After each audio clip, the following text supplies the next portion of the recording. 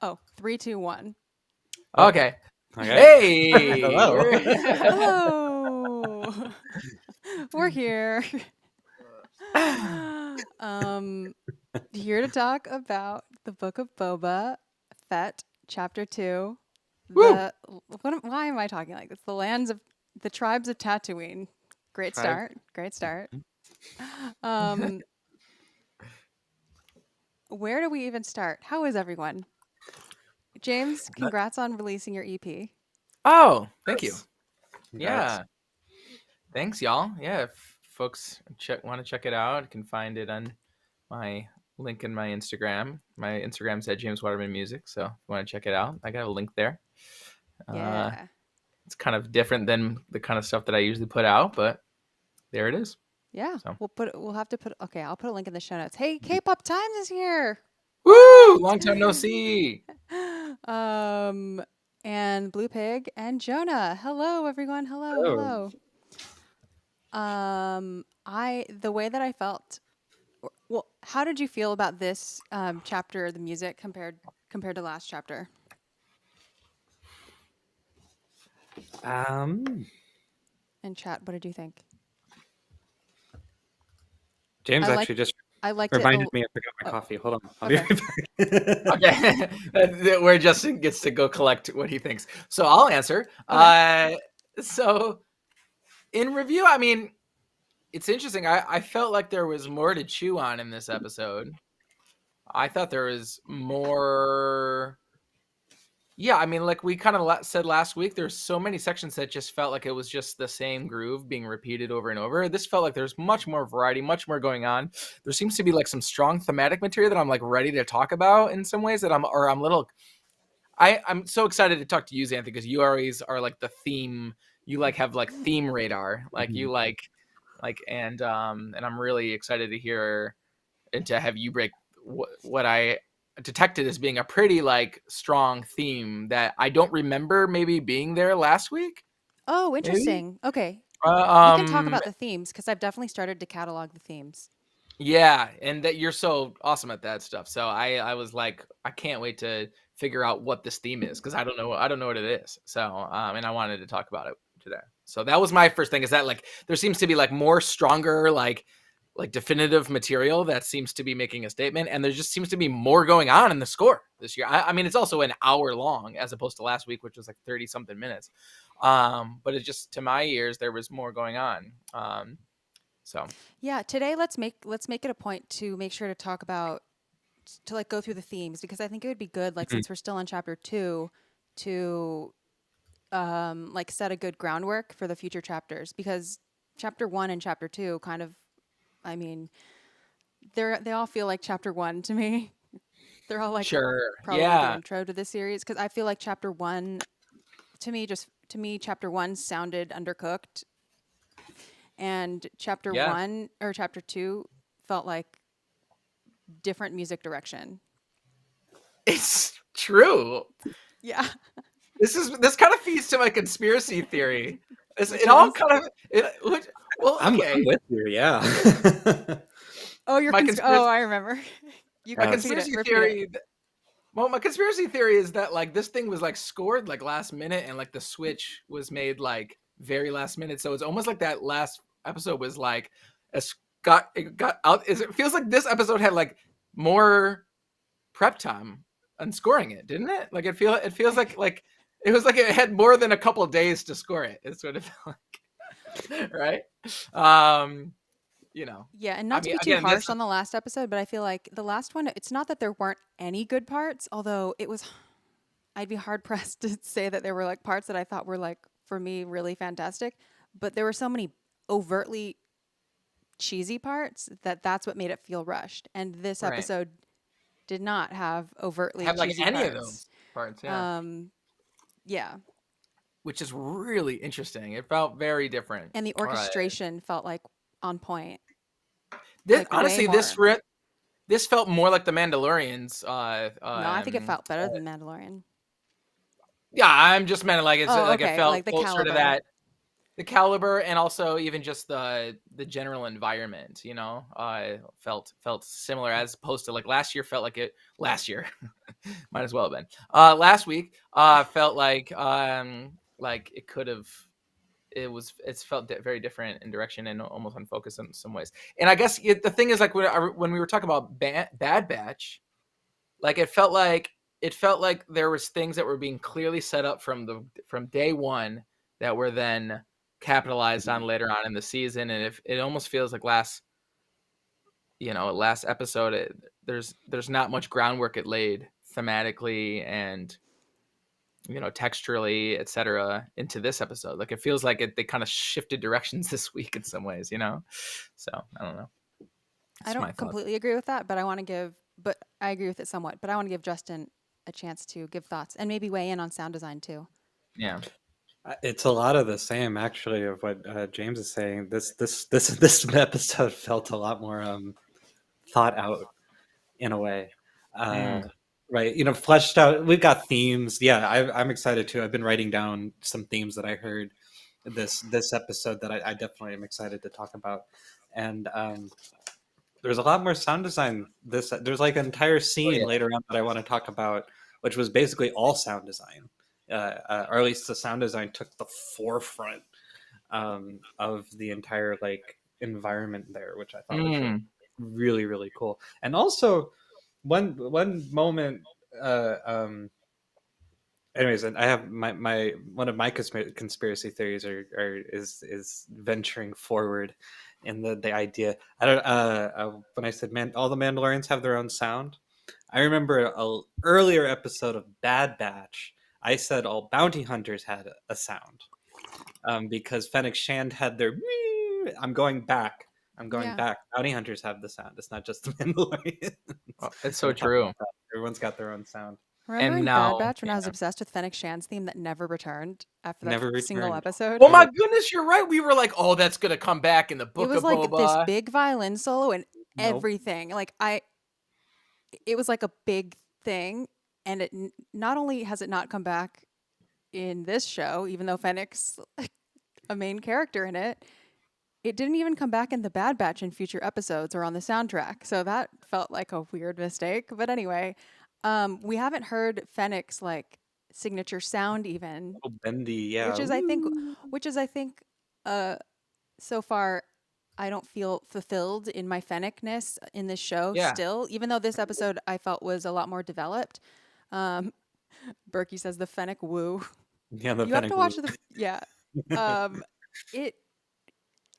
I feel in some ways she's not getting a lot of development as a character either. So it kind of makes sense that like I don't know. I feel like this is a different Fennec than we got in the Bad Batch, and obviously there's a time gap, but I don't know. Like I kind of want to see more of the Bad Batch Fennec.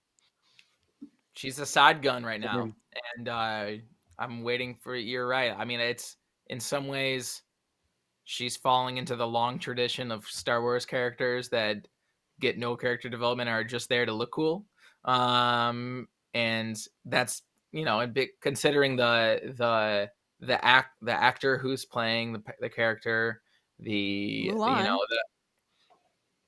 Right, and and also and like the appearances that we're getting in other Star Wars media from this character, like that doesn't feel like enough, right? It'd be like it's one thing to have like a character be there for, which is totally okay. I mean, that Star Wars does that a lot, where they have characters that are just there to be badass and cool without any character development, and they just kind of, that's what their purpose is. But Fennec they've kind of billed her as being more important than she's being serviced right now. So yeah, exactly.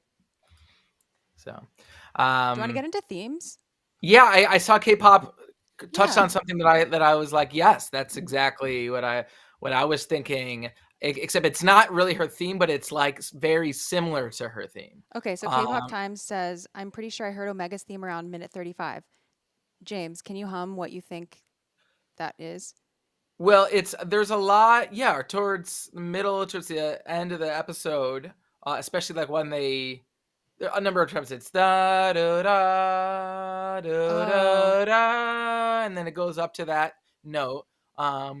But it doesn't continue to the da da da da da da. It doesn't continue there. Okay. So but it does start like basically it'd be similar to starting out the theme like bum bum ba da, yeah, and then changing to something completely different, So the themes of the show, I think are you talking about the like sort of like the neighboring tone, the like whole but step? it's also like it also does like the rhythm like it does like it basically. I know what K-pop's talking about, like it almost is like, oh, that's nope, that's not Omega. Like it's so similar. It's not just intervals. It's everything. Oh my gosh, now I have to hear it. I just really what was happening at 35 then? So this is when he's like questioning the Pikes, right? He's like, "Are you gonna kill us?" Yeah. See, what I wrote there was, right. It was like, do, do, do, do. And to me, I was like, that's Haunted Mansion. Right. Oh, okay. Don't worry, everyone. I'm banning the bots this time. Or, I mean, I was doing it last time too, but I'm on it. All right. But I don't think that's what you're talking about, because that doesn't sound like Omega's theme. No, but there's a part that's so similar to the point where, see, this is... So it was at the 35-minute mark? Somewhere around there, yeah. It happens there. It happens elsewhere too, by the way. Okay. I don't hear it yet, but maybe it'll come up when we're talking about the themes, because that sounds sort of like one of the themes of the show, but... Yeah. Okay. I'll let you know. Might be a little after. If we find it, if someone finds it out during the stream, just let us know. Cutting Room Floor says, I think she'll get her moment as the series goes on. Yeah, I mean, I think you can only go up from here. Right. And so, yeah, these aren't like necessarily critiques of the show as a whole. It's just so far, we are hoping that there's more of Fennec. So, okay. Let's talk about the themes. Let's talk about the themes of the show that we're detecting. And what is confusing to me is that I liked the music in this episode a lot better than the music of last episode, but a lot of the themes were the same. And partially, so I was thinking, like, did it just really grow on me? Was I really hard on it before? Or did it, because repetition is a thing, like, things become, we fall in love with things that get repeated even if we hate them at first. And so, like, the easiest way to, like, it's hard to not like something that you hear all the time, especially, it just is. Sure. And I think another thing, though, is that the orchestration was so different that, like, just the way that the same melodies and the same themes were done may have made all the difference, like the subtlety and such. Because what exactly is a theme? Like, a theme is an intangible, like, a theme is an idea, right? A theme isn't exactly how something sounds, because, it's kind of hard to reckon with, like, the definition of, like, song and theme and whatever until you start realizing, like, oh, but a track isn't a theme, and a theme's not a track, but a theme can be in a track. Okay, yes. And if you change the key, is it still the same theme? Well, yeah. So it's like, what makes the theme, right? And there's something that happens very interesting in this percussively that capitalizes on exactly what you said. I don't know if I should just jump right into it, but it feels like it's so similar to what you said. So I want to, maybe I can preface it with a quiz. Okay. Okay. All right. So does anyone know where in the episode this happened? Okay.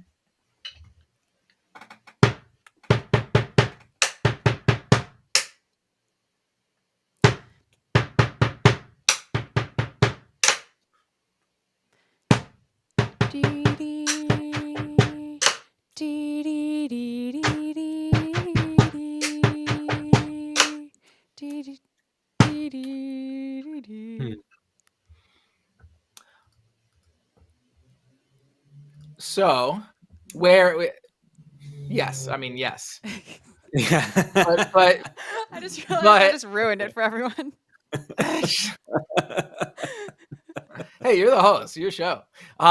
So, so where does this happen? Toward the end. Maybe, but not where I'm thinking. I'm not Yes, yeah. Actually, it does. But I'm thinking specifically the way that I'm playing it. Like at 14:20. Let's see. I didn't have the timestamp. Is it- Yes. It's like where it's like a... No, it's not. Oh, okay. Is it like when Boba Fett is in the flashback, or is it not? So here's the thing. I'd like to. I want to challenge some terminology real quick. Okay. Because I've been seeing a lot of like discourse about this show online for the last week, and it hit me that like if I start thinking about it differently, then I'll stop getting hung up about the way they're telling it. Like I've seen a lot of things like, oh, they spent a long time in the flashback in this episode. Okay. And I feel like if we stop thinking about it that way, I think, I'm not saying that we're the three of us are getting hung up on this, but I'm definitely seeing people feeling like, oh, I wish they'd spent more time in present day and not in the flashback. But to me, like, this show is happening in two timelines, and I don't really consider this a flashback. To me, it's like, I think it's kind of like Pulp Fiction or something like that, where there's different stories being told that are happening during different times. And I think if we buckle in and just think like, what if they decided to say like this show is actually set in the flashback, and we get some flash forwards of the future, and this kind of, in some ways like no. I get you. I'm not saying this isn't a response to the way you're thinking about it, the way you're thinking. No, I did want to bring up this point because I do think that people are viewing this Tusken narrative thing is like a temporary flashback when it's not. It's a primary narrative. Like it's a primary narrative of this show. And I think that people are like, oh, why are they spending so much time in this story? It's like, no, this is the story. Like this is the story the show is telling. Like it's not a flashback. It's a story. First of all, I agree with you, but I will just want to say that those scenes come like when Boba is in his tank and like I know. That. Yeah. So it like literally is a flashback. I know, but I will say, but what I should say is that in most media, a flashback is like a quick visit to the past. Like that is something you visit for a second and then go back to the present day. That's like not the way the story is being told. And I think if we just all get used to it, we'll stop getting hung up by like, why aren't we spending more time in the present? It's like, no, this is the show. This is the show. It's like it's the book of Boba Fett. This is the chapter that we're reading, right? You know. So anyway, that's my little flashback. Jordan has a really good comment. I agree. It's definitely the story, and I think they both may even meet in the middle. And I think you're right. Yeah, I've just been calling it post-Mandalorian time and pre-Mandalorian time, like, and the essence of like the show, because like the flashback is right kind of in the middle of Return of the Jedi. right is when all that's happening. I don't think we don't know. That's a really good point, right? We don't know for sure how long he was in the Sarlacc, though. I think it was longer. I think it was a while though, because we saw Bib Fortuna's like changed appearance. But that's later. That's after Mandalorian. It's the Mandalorian. He's saying like, when does the flashback take place? It's probably because we don't know how long he lived with like the Tuskens. You're saying, right? So that's what I've been saying. It's Return of the Jedi time, pre-Mandalorian show, and then like directly after the Mandalorian show. From what we know so far, is like the two timelines here. Is how I'm seeing it. Yeah, maybe Burton. I mean, because other than that, like, that means that he was, like, living off of no food in the Sarlacc pit for, like, however long Return of the Jedi lasts. And Return of the Jedi, like, lasted quite after the Jabba Palace scene. I think, timeline-wise, I think the Battle of Endor is, like, pretty decently long after the palace scene, I think. I think the food wouldn't be so much of a problem. I think the food would be a problem after a while, but I feel like the oxygen would be a big problem. Yeah, and but water, anyway. Right? Anyway. Wow, we're so on a tangent. So what I'm trying to say is that this part that I played, which is boom, boom, boom, boom, pop, boom, boom. Oh, sorry, I didn't play it correctly. And it's very correct. It's already important that I play it correctly. 1, 2.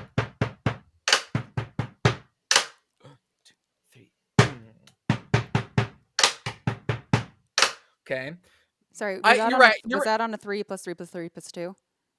Or was that on a 6, 5, 11 So pattern? this is what I'm saying is like there's this is just like this is like a percussive score, but it is the Boba Fett theme. Like it is the theme, like in its 11/4-ness. Like just playing a groove in 11/4 is like enough to signify the theme. And this is to your point, which is like a theme isn't just a melody. It's not just a rhythm. It's not just an instrument that you play something on. It's also like an idea. And like I think this 11/4 groove is enough of thematic material for Boba Fett's for his character or whatever his motivations are. Like just putting a groove in 11/4 signifies that enough, you know. James, these are literally the names of the themes that I was charting today, and 3 plus 3 plus 3 plus 2 groove was one of them because I was like, that's definitely. Yeah, I got that in here because we hear that groove when he's training, right? As you do go back and he's doing his little training routine. We get the strings and that almost I think it's like a major chord or something going boom, boom, boom, boom, boom, boom. And it's funny that it's the 3 plus 3 plus 3 groove. I'm still convinced that it's a Tusken Raider thing. This groove is a Tusken Raider more, or at least Boba with the Tuskens kind of a theme. Because once again, we talked about this last episode. We don't hear this groove or any of this until we're in the desert with him, right? In the desert with them. I mean, to be fair, I don't think a that's half hour. I'm not convinced that that's true, but the thing is, this is a show about Boba Fett, so not everything can be the Boba theme. Like everything is kind of the Boba theme. It's a show theme, right. No, I totally get that. I think I have for other reasons, like a lot of that a couple other melodies that go with that rhythm appear again very, very attached to the Tusken Raiders. Okay. Well, it's funny that you got your wish, Justin, from last week. Did you notice? We kind of did. I want to talk about that too. Wait, are you talking about the hay? No, the diegetic Tusken Raider music. Yeah. Oh, yeah. Raider music. Also, diegetic hut music. Yeah, that too. I want to talk about too. Y'all, Joe Shirley's watching this show, and he's been scoring it based on our wishes. We better say something this week and see if it makes it into the score next week. Blue Pig, I know I put them on there. Should I take them down, or do you all want to see them? I like to see them. I like how they kind of look like they're like on Craigslist or something. Whatever the way you formatted the font and the colors make it look like it's a menu on like you don't want to Craigslist know. My notes are a really complicated thing, so they like link. They all link to like other subpages that have like transcriptions and stuff. Don't worry about it. Oh, I see. And Matt Berkey asked, "What is Tusken music?" It's the Tuskens at the end when they do the dance. They have some ceremonial rhythm and drumming happening. Whether or not that's actual score or whether that's actually, there's definitely drums being played in the score, and I don't see any drums on screen. Yeah, there's drums and there's. But they were dancing to the beat of the drums, so yeah. And I should say that turns out the Tusken music is just an 8. Turns out Boba Fett gets this cool 11/4 groove, and the Tuskens are just jamming out in 1, 2, 3. Perhaps explain to everyone what that means. Yeah, so the groove is just an 8-beat groove, which is the Tusken groove at the end that they're dancing to. In fact, just so to be as super accurate as possible, I'll play it in my headphones as I'm listening to it. 2, 3, 4, 5, 6, 7. Dun dun dun. 2, 3, 4, and 5, 6, 7, 8, and boom. Dun dun dun dun dun dun dun dun dun dun dun. So this is a duple rhythm. It's definitely it's in a even common 8, as opposed to the Boba Fett rhythm that's making its way through a lot of the thematic material, and definitely in the main theme track, which is 1 2 3 1 2 3 1 2 3 1 2, right? So that's kind of an uneven feel, right? If you will. It's 11/4 is a very uncommon time signature. I should say, at least in Western traditions. Yeah, there you go. I'm pretty sure the Terminator theme is an 11. It's even an 11 or 13 or I am 15. not familiar. It's in a weird one, yeah. It's in a weird one. Okay, I don't remember. But yeah, there was more than just the drums in that section, though. We had all those vocalizations happening, right. and also some like I couldn't tell if it was just Tusken Raiders vocalizing or if it was a horn of some kind. There was also like almost like a didgeridoo screech kind of a thing. Not just the brrr, that kind of a thing, but when you actually put your voice into the didgeridoo at the same time, you get the brrr kind of a, which I thought was really, really cool. But really again, cool.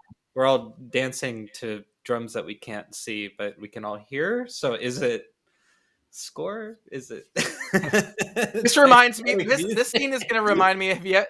I'm sure everyone's seen the clip of that of them taking the march music out of the award ceremony scene in A New Hope. Yeah, and it's like what it sounds and it's like dead it. silent because obviously when you're watching the screen you don't see any real instruments, so it's like so that's what I feel like when you're looking on the screen of this scene, there's no instruments, so it's just them dancing silently in the. I thought about that desert. too. It's like I want to watch the scene in the silence, but I want the dance. Just like the wind going, and they're just going. Nothing. Yeah, no. Maybe the drums were behind the dunes or something. Anyway, let's. Okay. As Xanthe drags a thing in front of my face. Wait, did I? No. For a second there, you sorry. did. Okay, so the themes are like. This is like a Wikipedia page. Yeah, I have a personal wiki for myself, basically, for like you all the notes in my life. You are mad. I know. Mad. I know. Everyone knows. So the groove, the 11 groove, which there are a few people here that weren't here last week. So what we've been talking about this whole time is the fact that not only like the main, like the end credits music, like basically the main theme, like the one that's like, out on Apple and Spotify and YouTube, that theme, wait, let me put on my cheesy strings because that's still a thing. Yes.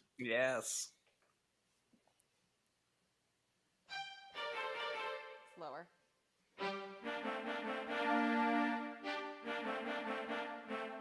What?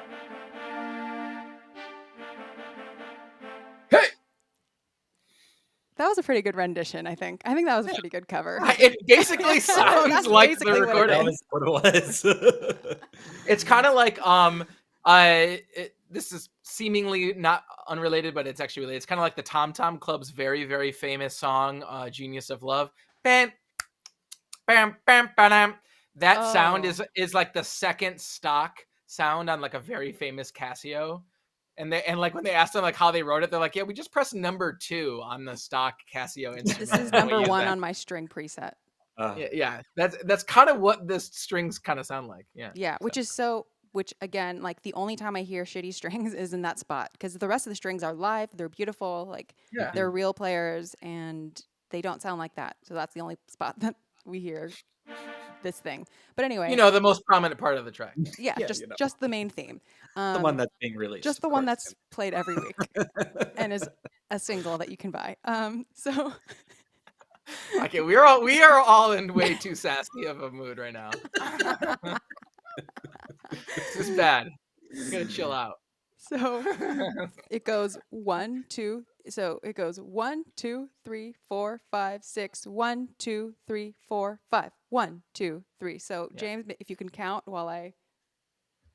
Yeah. 4, 5, 6, 7, 8, 9, 10, 11. 1, 2, 3, 4, 5, 6. I just realized that doesn't work with the lag. Okay. Yeah, that's what that was actually not bad. Oh. I was sitting there like, yeah, okay. So basically, the loop of it is like not a standard 4/4 groove. Like you can't just go 1, 2, 3, 4 or 1, 2, 3, 4, 5, 6, 7, 8. Because when we talk about the meter, the time signatures, basically you can conceive of something in 2 or in 4 or in 8. If it lines up, we call that like duple meter, like multiples of 2, like math, and triple meter, like multiples of 3. So Right. We could call that a bar with 5 beats and a bar with 6 beats. So, or, James has been calling it the 11 groove because if you just count them all together, it's, a groove of 11. And that's probably that's the most accurate one because it doesn't have to rely on like how they're broken down. Or you can, like I wrote it down as 3 plus 3 plus 3 plus 2, which equals 11. So it's the same thing, but, just in different groupings.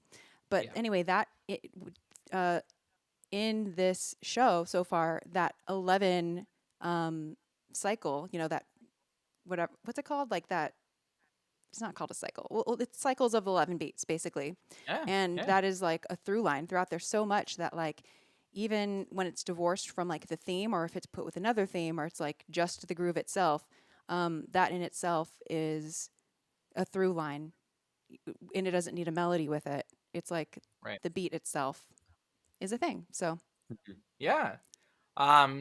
Whereas sometimes it's interesting. Like sometimes instruments are enough to thematically indicate something, right? and here we do have our thematic instruments: the voice, Yeah. the bells. What else? Those drums. Yeah, like an 808 kick. Yeah.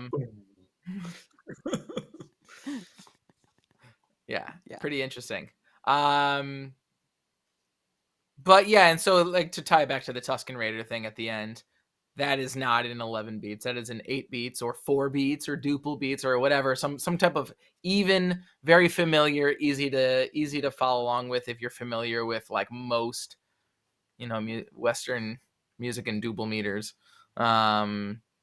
Interestingly, so. Yeah. So the first music that we hear in the episode, other than like the, last time on, Yeah. was the jaunty Boba, Jaunty Boba.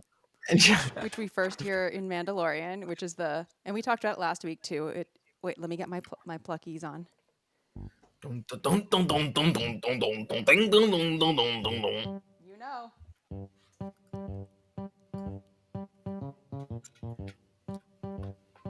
So that's how. Yeah, it's like sort of a G diminished, and it was on tuba, and it was slow, and it was. What were they talking about at the beginning? They're in present day. They were weren't they interrogating Oh yeah, the exactly. assassin of the night wind or whatever. Yeah, threatening the Rancor. Threatening the Rancor, which And I then thought was funny. with that playing on the bottom underneath that, we hear, what I'm tentatively calling the neighboring tone chant, which we heard last episode too. It was the first thing we heard last episode, which was the on vocals. Yeah. But we heard a different version of it in this one. Let me see. And it was like this slinky sort of, I don't know. I will say, like, the music definitely does use a lot of like Middle Eastern sort of, it does its Orientalisms for sure. And this one was like, so this thing is like that G diminished. And so that just means like minor, but the fifth is lowered. And on top of that, there's like a D major superimposed. So like,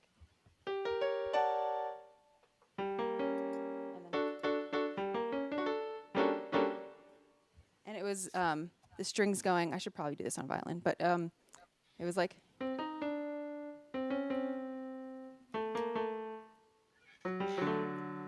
Do you know what I'm talking about? It's like it was very slinky.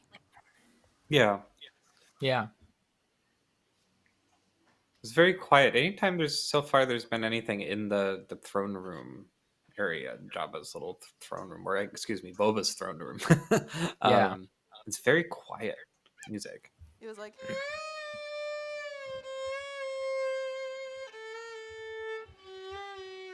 It was like slides and stuff. Yeah. Totally. Lots of That drones. simple 3-note, like that is something that has been all over the place, whether it's in the chant proper where it's like, and or whether it's been like in faster contexts where it's like, it's a hard one to like, it's a hard one to even consider a theme because it's so kind of generic. And you know, it's like one of those themes that are so innocuous that you're like, is that even a theme or is that just like 3 notes? Yeah. And I think what's really interesting is some people have been like, oh, the Crimson Dawn theme is like in this, but the Crimson Dawn theme is like also like 3 notes like that, and like you know, like right. a neighboring tone, and neighboring tone just means like literally you just play the note and then play the next note, the neighbor note, and then go down and then go back to the first note. So it's like a neighboring note everywhere. It's not like enough information to definitely be like Yeah. So it could be, or it likely couldn't be, but it could be. It's just I think what it means is that there's going to be a great white shark for sure, definitely making an appearance in the show, because that is clearly a Jaws call out. Clearly. Which is clearly a Dvorak call out. Exactly. Actually, I would say I'm just sorry, let me strike my prediction from the record. I think Dvorak will like physically absolutely appear in this show. Appear. I think a cameo as a Dvorak stormtrooper. copied Joseph Shirley.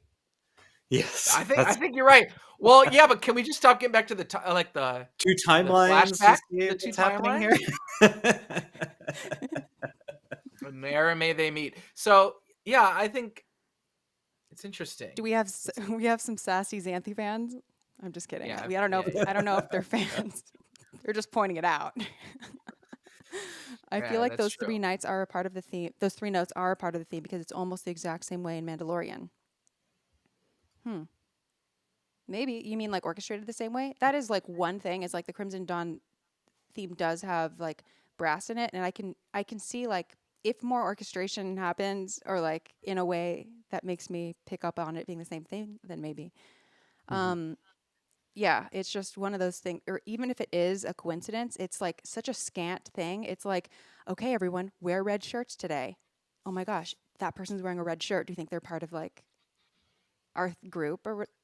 And they could be or they couldn't be, but it's like if you really want it to be, I feel like if you really want it to be a really strong connection, that it should be a little bit of a more specific, what's it called? Not red herring.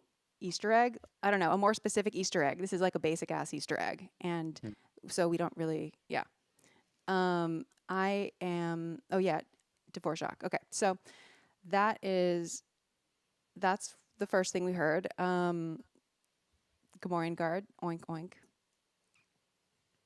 Gamorrean guard. So I got a thought for us real quick in terms of that and what that, here's like, let me just throw this idea out there and see if it sticks later on in this season. Okay. What if that theme, the one that's like originally from The Mandalorian, like signifies like the ruthless crime leader that Boba is like trying to be? Because the first time we hear it is when he's taking the throne, right? We hear it or maybe do we hear it when he's like kicking all those stormtroopers' butts? And like, I don't remember if we hear it in that episode. I feel like the first time we ever really heard it is at that final scene of The Mandalorian, the stinger at the end. I know Jonah knows exactly where it is. Yep, Jonah. It's played on acoustics for Boba. Where? In the armor. On the season armor 2 during Mando soundtrack. And this happens in that episode where he's like kicking stormtroopers' butts and stuff. Is that in the tragedy? In the tragedy? Yeah, Jonah didn't say yes, but this is kind of goes back to like what is a theme and what is a cue and what is a song, because sometimes like the things that end up on the soundtrack are different than the things that end up Right. in the show. And I'm sure this probably is in the show too, but yeah. Yeah. But here's a Some thought. Here's a people thought. get used to the soundtrack and some people get used to the show. The thought is that the way that they might use it in the show, because the only time they ever played is when he's like at the palace or like he's doing stuff that that maybe represents his like his trying to like conquer the crime world scene, and maybe but they don't like play his theme when he's doing anything, that's like following his quote unquote hero's journey, So here's a thought. Here's just throwing it out there. Maybe that theme represents like him trying to succeed, and maybe what we're going to find throughout the show is that he's ultimately not going to succeed in that area, or he's going to change directions, change heart, change missions, etc. And maybe that theme will be phased out in this new theme, which is maybe who he really is, the survivor, the adventurer, the honorable man, the man that helps, whatever. I don't know. Like they're not even. I'm pulling them because from the dark here, because in some ways you're right, Xanthe. Like I still don't really know his motivation, really. Like, or I think they fleshed him out a little bit more in this episode, but I still feel like I'm not really sure like what he's all about yet. But maybe that's what the show ultimately about, and maybe the reason why we have these two different themes and why they're so different is because one represents what he's trying to do, and one of them represents who he actually is. Right. I think the like other themes that are not the jaunty Boba theme. Yeah. I'm kind of going back to, they feel related to his spiritual journey. And I think it's not so much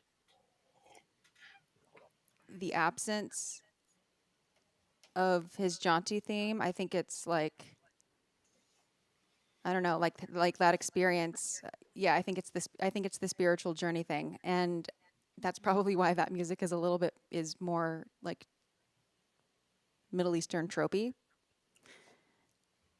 And I there was this part where like it transitions from the more current timeline to the past timeline, and the change in the soundscape was like pretty striking. Like it in the sound design, like it's like it suddenly went from like being this sort of like cold, more sealed environment, and then like he's in the back to tank, and it's like suddenly it sounded like a breath of fresh air. Like it literally, he was outside being like, with the Tuskens, and it sounded like, like you could hear like the wind and the shouting and the running, and it sounded, kind of like that 90s alt rock, like that 90s music that we were kind of talking about, like not Enya, but like where it's like kind of Lion King-y and kind of like, Sure. I don't know. And there's like hum on the one of every bar, you know what I mean? Right. The be prepared hum. Yeah, but like I thought it was like really interesting because then it was also like a major version of what I consider to be like the main chant melody that was established in the last episode, and the one that I'm thinking about is the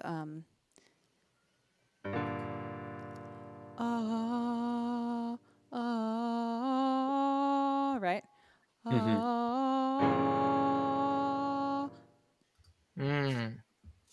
And then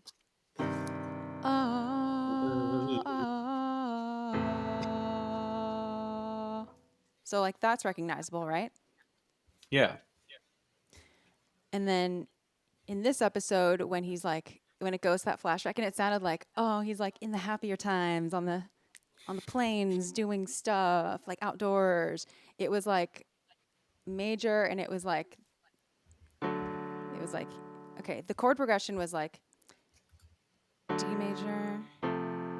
I don't know if that's familiar. It's like yeah.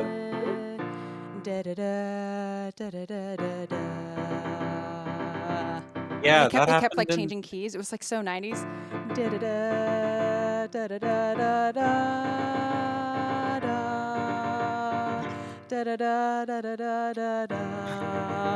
Yeah. I think that major feel happened in the last episode too, when he's being taken by the child to search for black melons.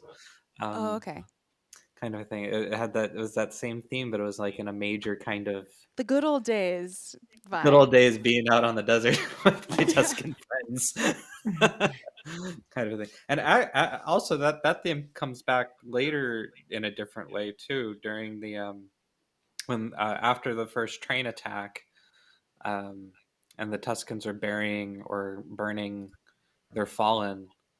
That same theme comes back, but in a little bit of a what was it? Oh, that's a oh my god. Your cheesy strings and my cheesy brass. Oops. That's what I was thinking of. Yeah, where is that? Da-da-da. We get that, and then it goes up to. Oh, is that what you were thinking because of the omegas?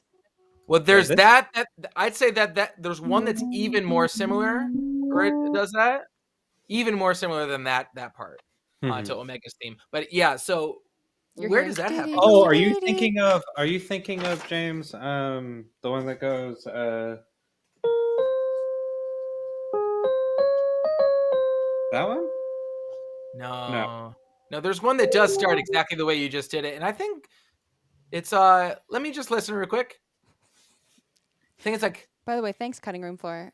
Okay, the same theme. The same theme is heard in. Wait, are you talking about the jaunty one, or are you talking about the one now? Omega's, the one that's like Omega's theme? No, sorry. So I'm asking cutting room floor. Yeah. Who said that same theme is heard in episode 1, season 2? I'm assuming you're talking about the Mandalorian when they first reveal him. Yeah. The chat's talking about the Boba Fett theme, the jaunty theme. Yeah. Oh, okay. Yeah. I think because we had. I was gonna say, did this show up in Mandalorian? No. We missed that. Yeah. Okay. No.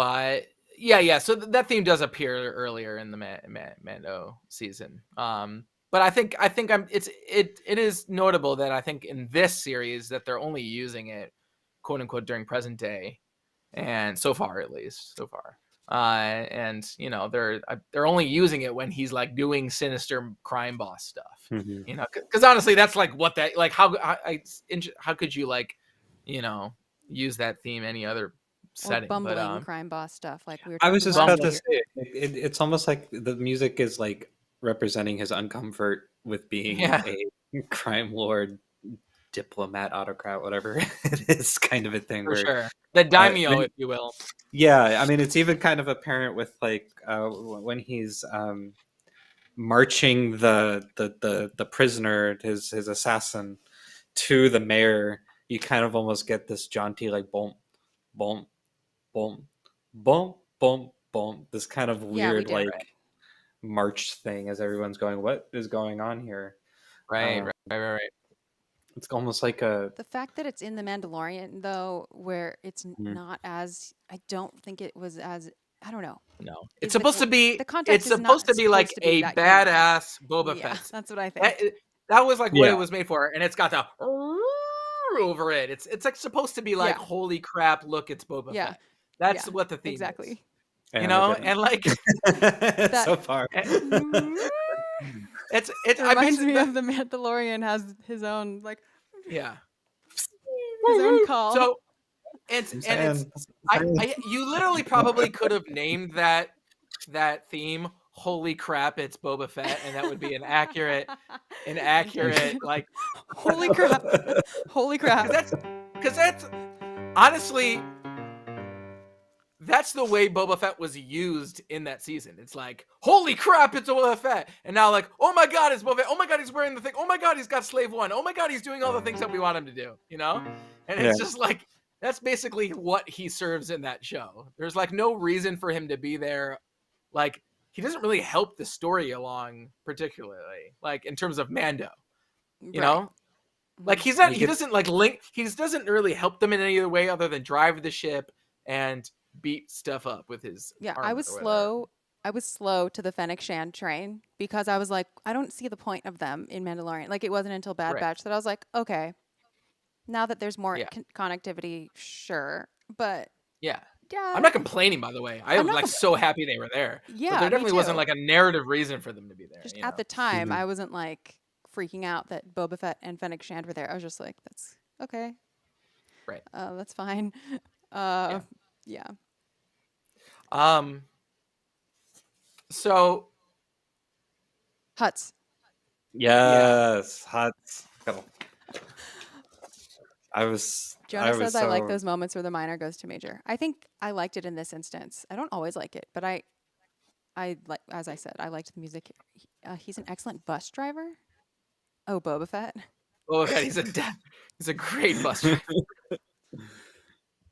I love me some huts. Like I'm obsessed with huts. Like I think I huts are so cool, and I think the the little hutlet from Clone Wars, like, Oh is my like god, so I like I don't know. I don't want to rank them, but like really up there with Baby Yoda for sure. oh That yeah, little yeah. hutlet, Stinky, my God. and I I mean, love but Jabba. I always loved Jabba, so like I was do very you like excited. how Nal Hutta is basically like Alabama and like everybody has like a southern accent? Oh, Like like Zero the Hut. yeah, And They his you remember don't. that? They mom. don't though. They don't all. There's the mother doesn't, right? Yes, She's Or she got does. a no, no, no. There got a is a Yeah, hut she southern that does. accent. Jabba doesn't. No, that's right. Jabba's the only one that, and I used to think Oh. like, what's the reason why Jabba is like one of the, and until we saw this hut now, I was like, Jabba's like one of the only huts you actually seeing like refusing to speak English anywhere. Like Zero speaks English, or excuse me, basic. Zero speaks basic. What was the mother's name? What's the mother?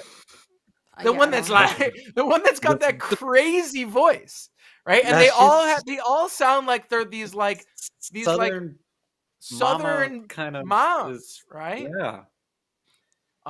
It's so interesting. Such an interesting choice. So I was almost expecting them like these huts to be like Boba Fett, you know, This you know, town ain't been. Oh, that would have been this guy, bad. you know, Yeah. Yeah. like, Oh my goodness.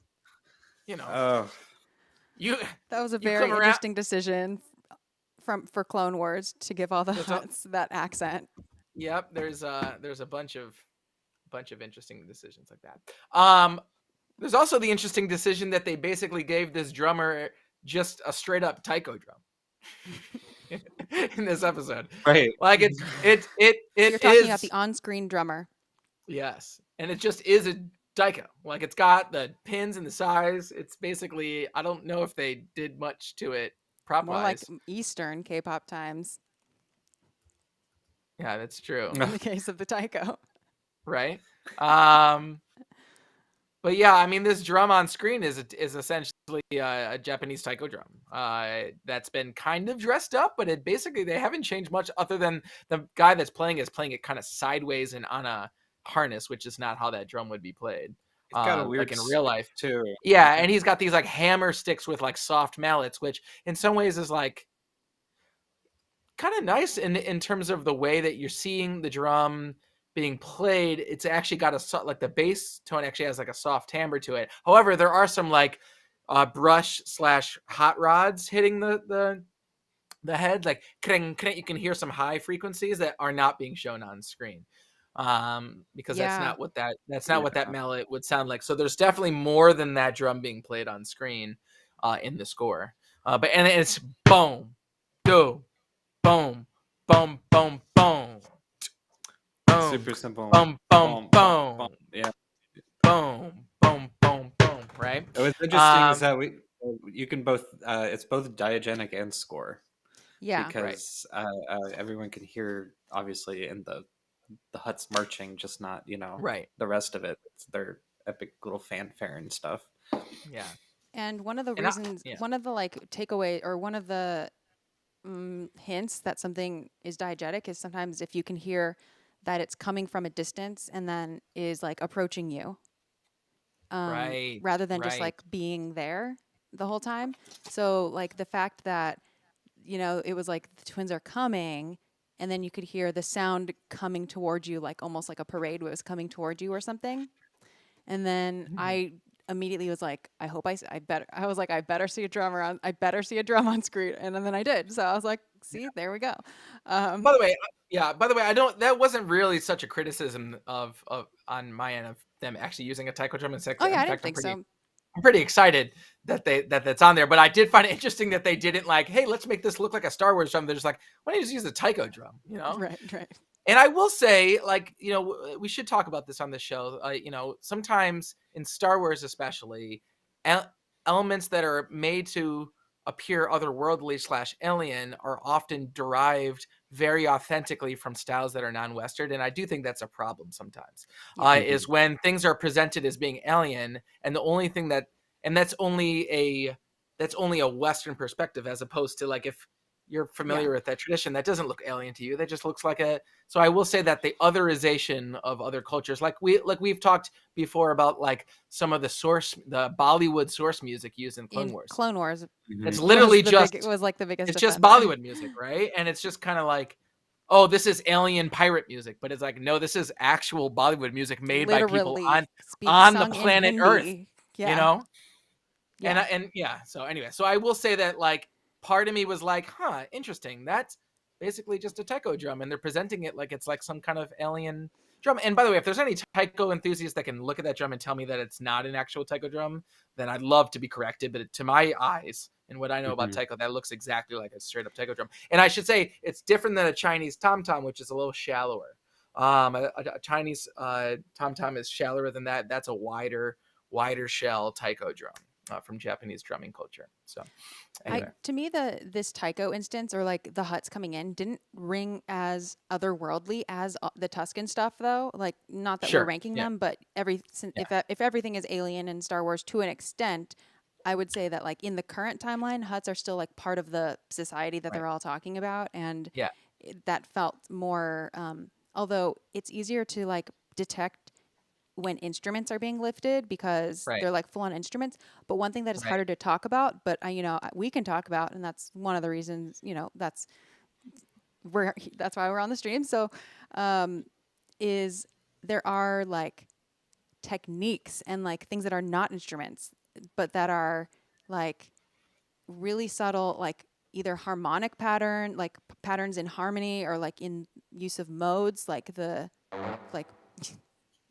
use of like what notes are being used in a scale, and that can be really harder to pick up on. And that is something that like is also very often, and probably even more so, lifted. And composers really get away with it, because the average person doesn't know how to describe that, like, oh my gosh, they're doing like modal cadences, or like, oh my gosh, they're using that same maqam that like all those composers use when they're doing like Middle Eastern stuff, or they're my gosh, let me guess, there's going to be a minor second and an augmented third. Right. And then and they're never going to go to the fifth. They're going to go to an augmented fourth. They're never going to they're just going to go. So these are things like I noticed too much, and I'm like, are they going to go more than a half step? Are they going to actually do a fifth? No, they're going to stay on the track. Okay. Yeah. They're just going to do that. Okay. They're going to go like that thing. Like, and they're going to do a lot of harmonic minory stuff. Like, and for sure. It's not like those are bad things. And it's not like, of course, I see composers say this sometimes, like, no one owns a scale. Yes, I know. But but it's just, isn't it interesting when that same scale shows up in all of this media in a similar way? That's all. Yeah. It's not that any of them are bad. It's just, it's always the thing. So. Right.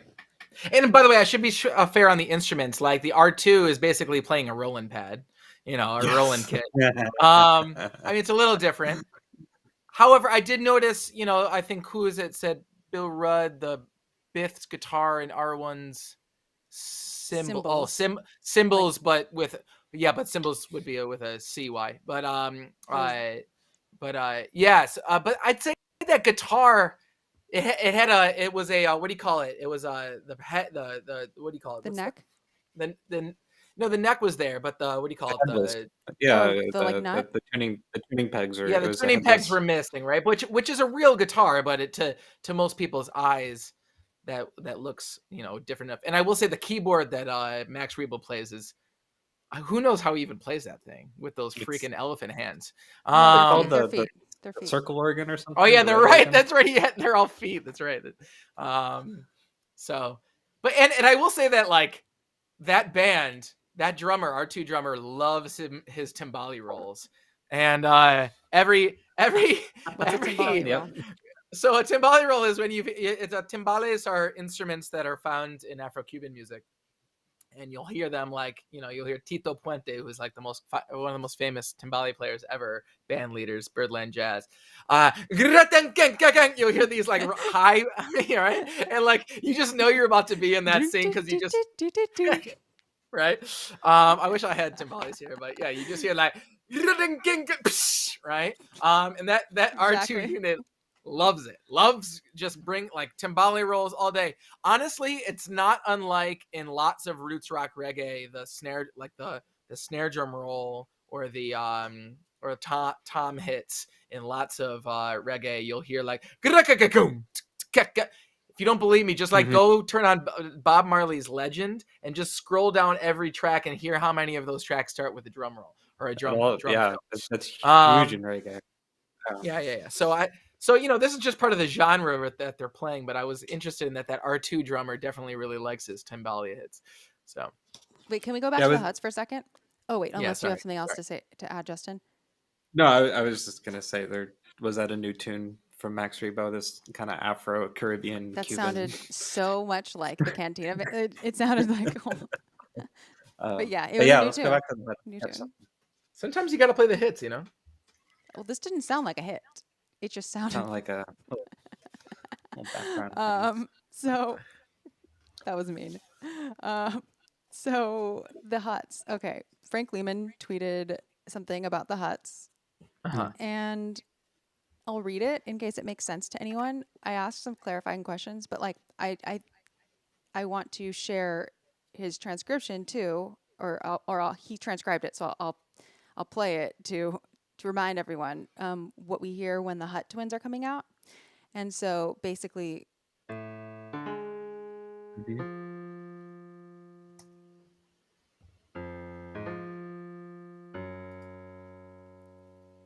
so this thing is like really seared in my memory now after watching this episode a few times. The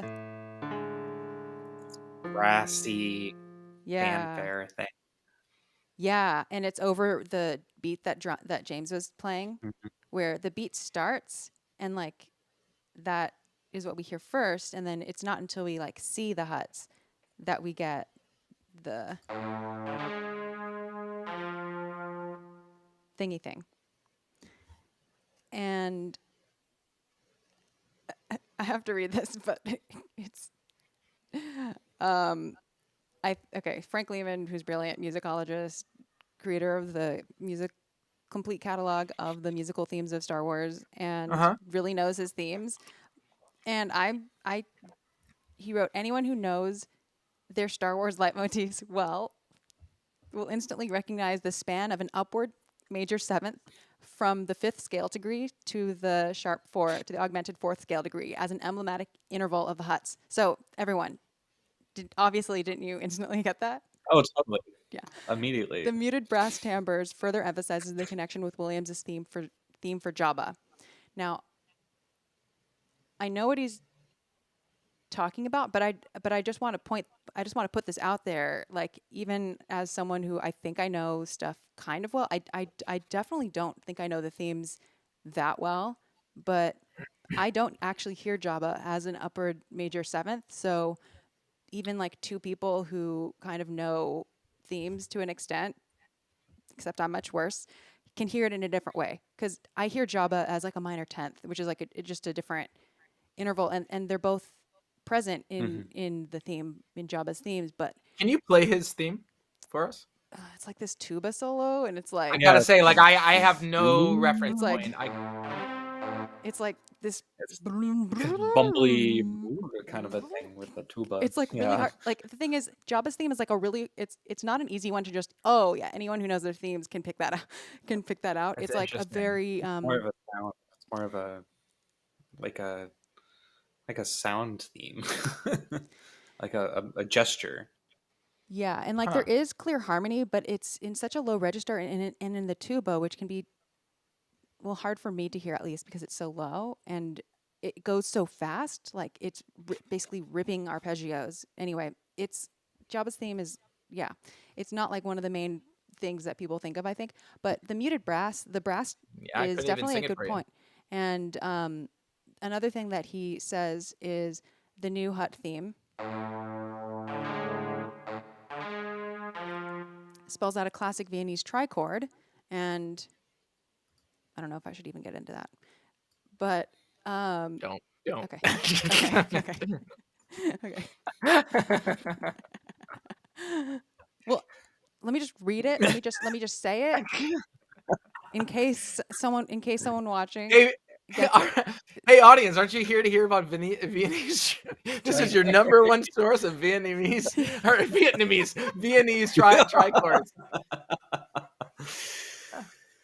So okay, the Viennese trichord, when 3, it's a pitch class set, which the more I talk, the more I'm like, this is a bad idea. But it's a pitch class set that is 016, and pitch class sets, 0 would mark like the lowest note. So I should stop, right? Okay. Yeah. Okay. Okay. I don't know. We've gone this far. we're talking pitch classes. Okay. Let me sum it up. Let me skip the stuff about pitch class sets and that. But maybe just know that I think that like it is really interesting. I think it is actually for people who get intimidated by like note names and like A sharp and whatever and all that stuff. I think that's more complicated to talk about sometimes than just if you just convert all the notes to like straight up numbers and then talk about it like 0 would be like C or something, and then 1 you instead of saying C sharp you could just say 1. So like this would be 0, this would be 1, this would be 2, 3, 4, 5, 6. The silly instrument that it's on does not help my cause right now, but no, it's great. That's basically all that means. 0, 1, 6. And so it's like basically it's like a combination of like a perfect fourth and an augmented fourth. But anyway, this theme has that pitch class set, which every theme, you can reduce anything to a set of notes basically. And so but it's interesting to see the patterns between this and other ones. So the one that this one always reminds me of, these 3 notes, is like West Side Story, and also the magic tree from Empire Strikes Back. But it's very West Side Story-y. Anyway, so that was my really boring lecture. But now we have talked about the Hutts. Okay, that's great. And actually, with the Hutts, really quick. Sorry if this is because I've written this down. I would find it interesting that the Hutts come with this big drum and this brass theme kind of a thing. And when we're actually having the discussion between Boba and the Hutts, did anyone hear the overtone drone? Yes. Yeah. Happening. It was this like very distinct. Like I got it right here. This. I don't know if that's coming through or not. Yeah. Yeah, that's interesting. That's cool. Like the whole time. Did that come through? It did come through. It did. Okay. Cool. Yeah. That the entire discussion was just this one overtone drone thing happening. I don't know. It seemed like an interesting choice. I don't know why it stuck out to me. And then we also get the bounty hunter sound that I was talking about. I said every bounty hunter gets a sound, and I'm sure of this one because it happened 3 times this episode for the same character. It was the Wookiee. I don't know his name. Black Chrysanthemum. Yeah. Black Chrysanthemum. He gets this to get up. Chicka chicka chicka chicka chicka. It's this little drum hit and a little rattle. Chicka chicka chicka chicka. It happens twice when we first introduce him, and then as he's looking away to exit, we hear it again. It's very slight. It's very slow. So I'm predicting that we're gonna hear that exact thing again the next time this character appears. So it's like a little rattle. Yeah, it's like this. It feels like What Let me investigate, Justin. Seed rattle. Seed rattle. Seed rattle, or like is it puka nuts? Puka nuts? Like puka shells? Puka shells. It's right when he appears. I claim that's going to be that character's sound. So many people have asked me in the past week if Black Chrysanthemum was named after me, which is super flattering. Funny. But no. But I do a double take whenever I hear people say it. Let me listen to the sound, the shaker for you real quick. Let me hear it real quick. So it's right here. Right when he first walks out. All right, here we go. Here we go. Here it is. Ready? Oh yeah. So you want to see? Okay, everybody. Yes, I knew you were gonna have it. All right, everybody, wait. I knew you were gonna have it. Yes. Percussionists have so many toys. Yes. Okay, I'm going to read some comments. Bill Red says, according to the Parts of Star Wars group, the guitar is a vintage. Oh, okay. I can't pronounce that. Kittler Astron the Third. Here's what they say about the symbols. Oh, okay. Wait. Oh, okay. This R0 Astromech has a modified Tama Silver Star Cocktail Jam drum kit with air. Yeah. Black Chrysanthemum sound. So it's like a big old like this. Big old roll, and then yes. Oh, that looks very satisfying. Wait, do it to the mic. Here's some Black Chrysanthemum ASMR, everybody.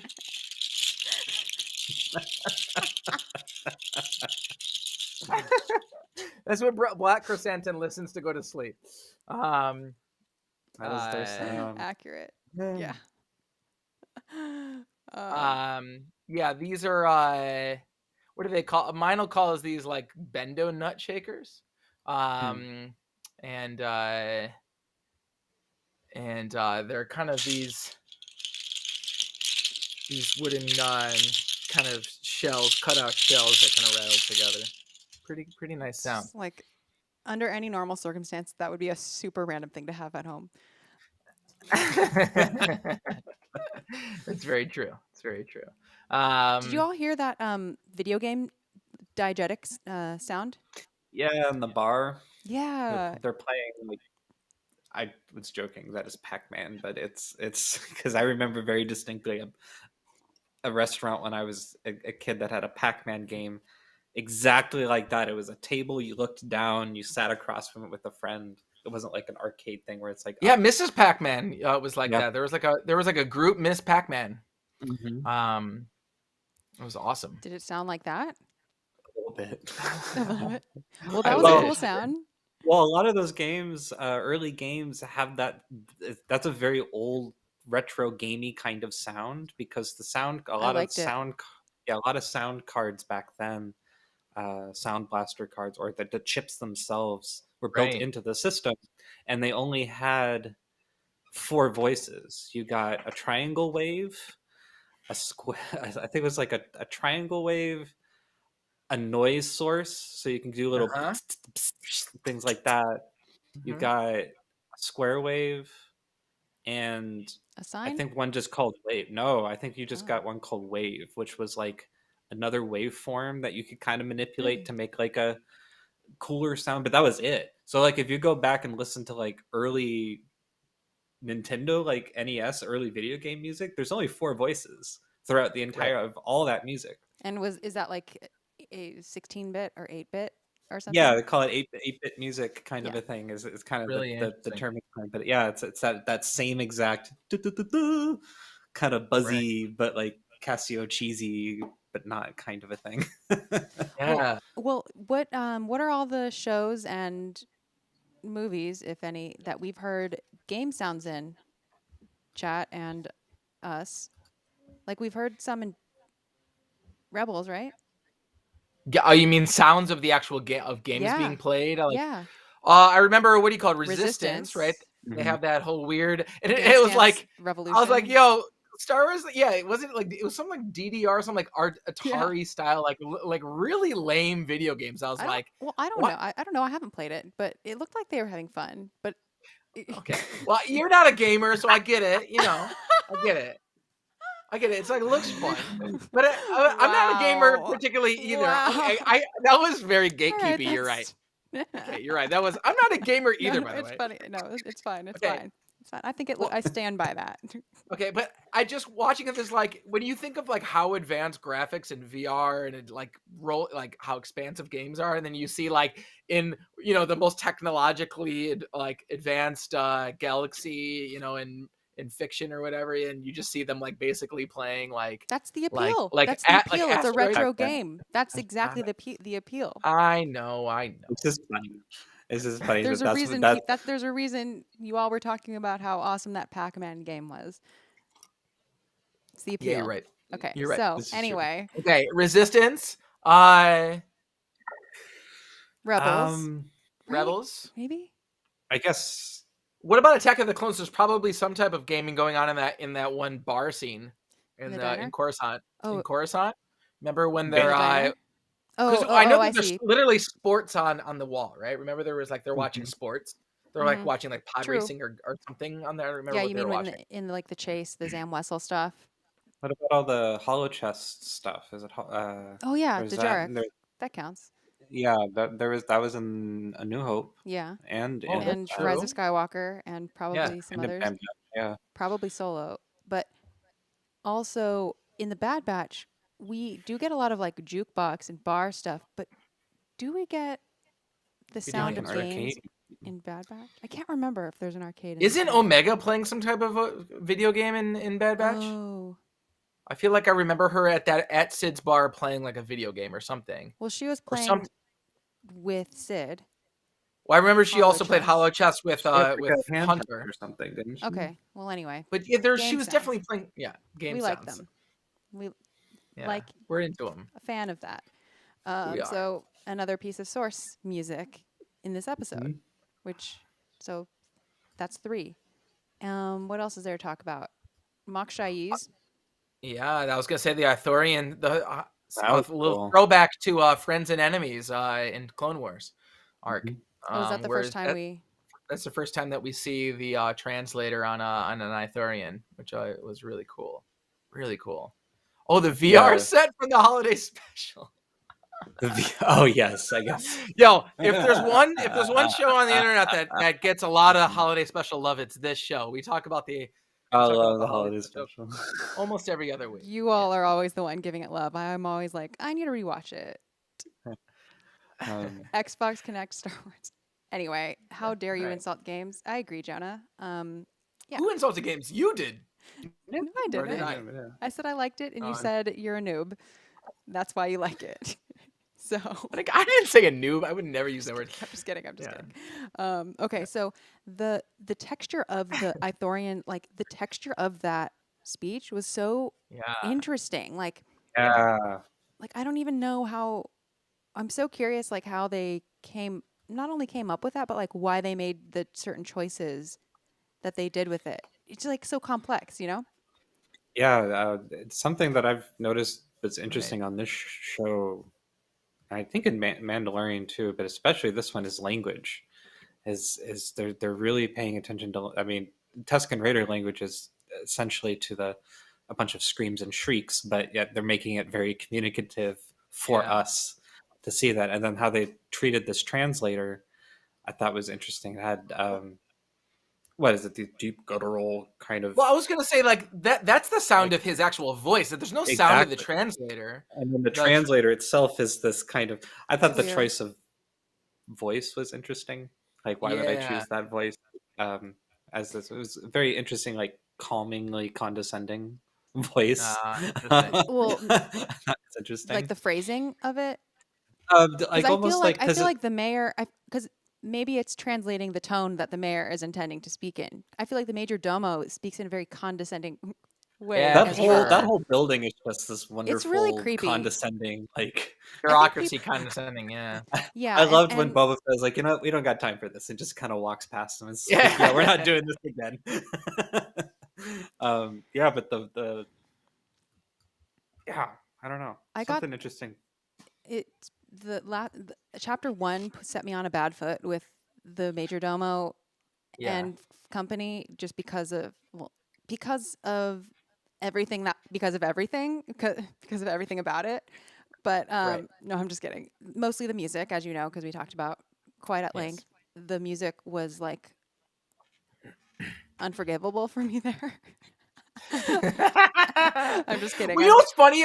Here's the thing: is that like the first episode to me was so campy and cheesy in some little parts that That's the I thing. expected them to follow up on that, and they did it in this episode. It's almost like they fixed it. This episode, Oh, like you yeah, said, yeah. like if they doubled down on all those little things, then maybe in retrospect I'd be like, oh, some of those little cheesy moments, like they kind of sit a little bit better. But now they seem out of place. Now, like, I go watch that episode It again. goes back to our conspiracy that Yeah. episode 1 was a rush job musically, Right. and episode 2 they, finally got there. Right. And also, like, one thing that we haven't discussed yet that I think is really crucial to how the score of a TV show pans out, or like a movie, but is really easy to see the cracks when it's a TV show directed by different directors, is directors can have a huge impact on the music. Like, oh yeah, so for sure. In episode 1, like when we were talking about the cheesy major domo music that I was really not a fan of, like I really did not like it, the existence of it. It wasn't that the composer necessarily wrote bad music there. It's that there was a choice to put that style of music there in the first place. And that is the sort of thing that comes from that it is not the composer who is the only person that makes that decision. Like, that is, yeah. And here I noticed in a lot of those scenes where Boba's interfacing with the mayor and the major domo, there was a lot of, the music was mostly taken out. And I think that worked, that just made it go down a lot easier for me to not have it like, I don't know, not be hit so over the head with like, this is quirky, funny, humor, silly gesture, like, yeah. And yeah, so that made it work a little bit better for me, for sure. Agreed. But the Ithorian, it's interesting. Like, yeah, somebody mentioned that, It is voiced of by course, is Robert Rodriguez, which is awesome. And what I was meant to say was shout out to Steph Green, because I don't know, maybe she had an impact on the music, but I also feel like she directed better performances out of the actors as well. So yeah, I thought that infinitely everything was better about this episode than last episode. I gotta say, that's the whole Hutt street scene for me was just stuff like imagery that I've wanted to see in live action Star Wars, like just like the showdown in the streets of Tatooine. You got Boba Fett like in all his glory right there. You got this giant, giant crazy, the Hutts. That's the other thing. It's like, on a litter. guys, Disney bought Lucasfilm in 2014, 15, right? And it's taken them this long to give us live action Hutts again. Like, come on. I'm good thing. No, yeah. Okay, I feel like every job. other stream I'm we just end saying, up here. like, I'm just like, oh my goodness, I've been wanting to see Hutts. I've been wanting to. Yeah. I remember it was what's his name? Guillermo del Toro.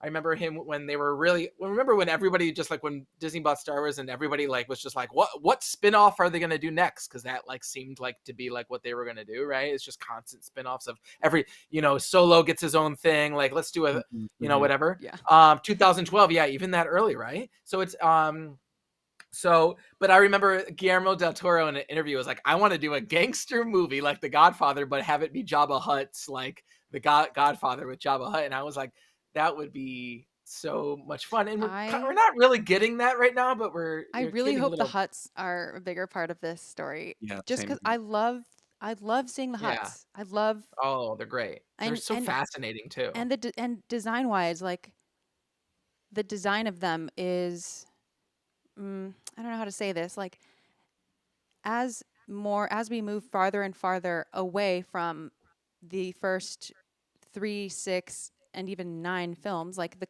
Mm-hmm. 1 through 9 movies are kind of its own thing. As we spin off to more things, like each time we spin off to something, including like visions, like one has to ask themselves, what is it that makes Star Wars Star Wars Right. to me, the creator, or to like this team?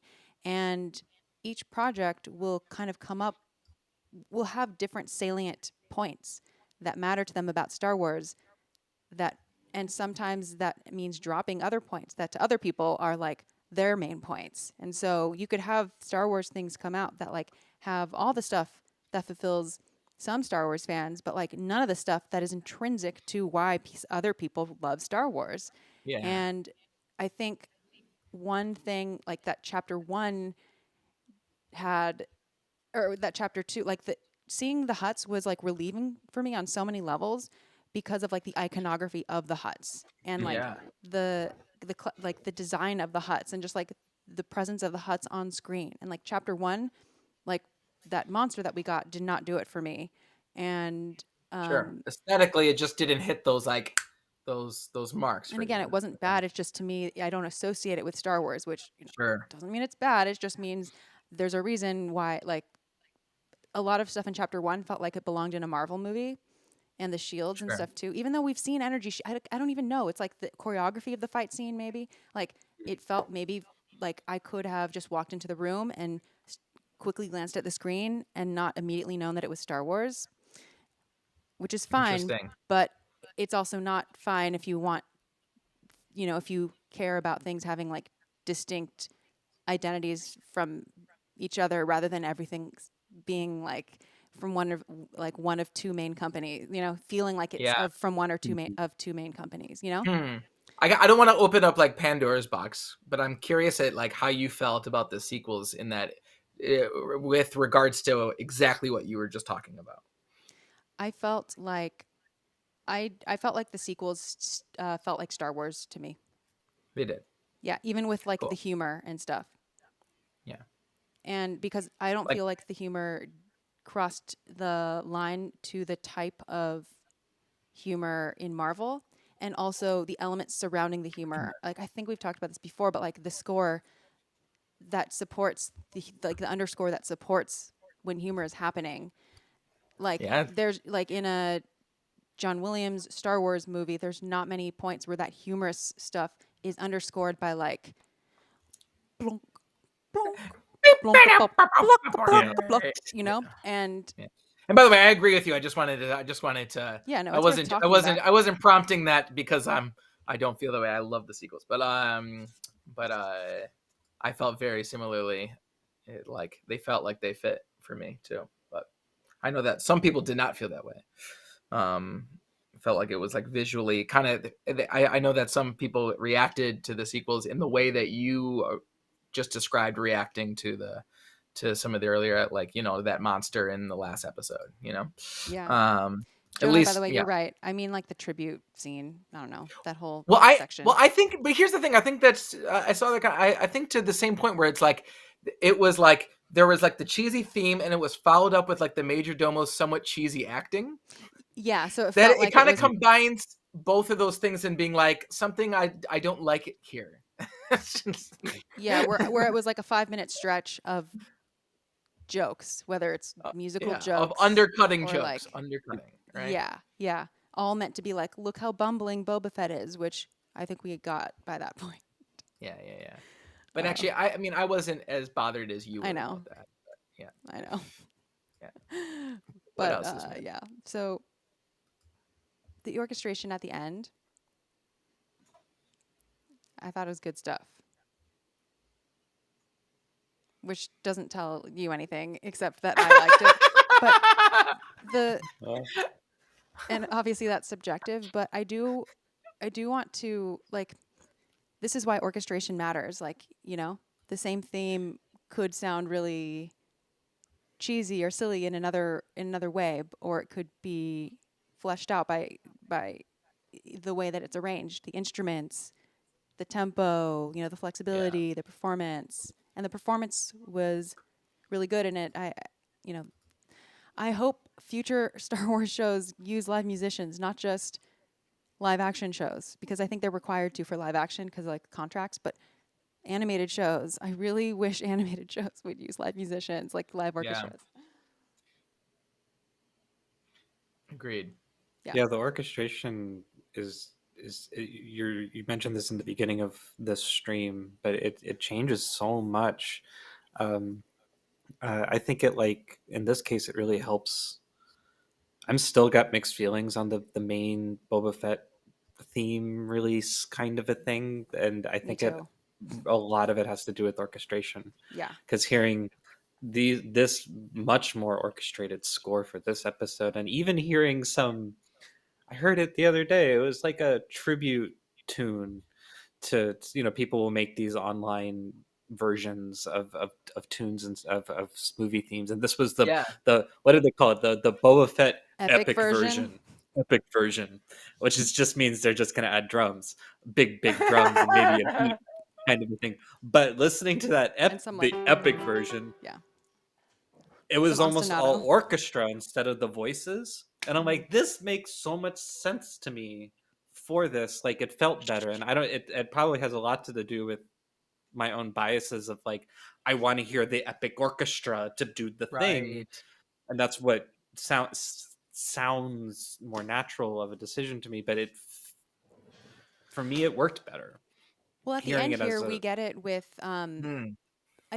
I think one of the reasons I liked the way, and so what I consider the theme playing at the end here, to me, that is the main credits B section, because I think of the, like, if the main credits, if you think of the intro vamp section being the, and then like the A section, I would think of like, or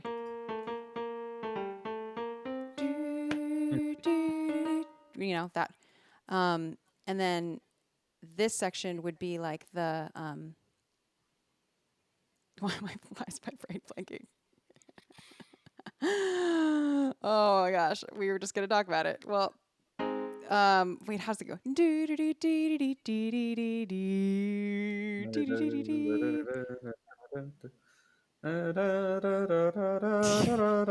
That's what it is. That one, yeah.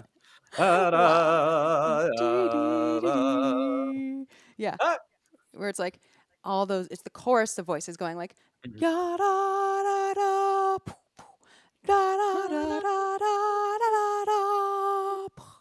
da, and that's the part of the theme that I actually I like it, but not the performance of it on the track. Yeah.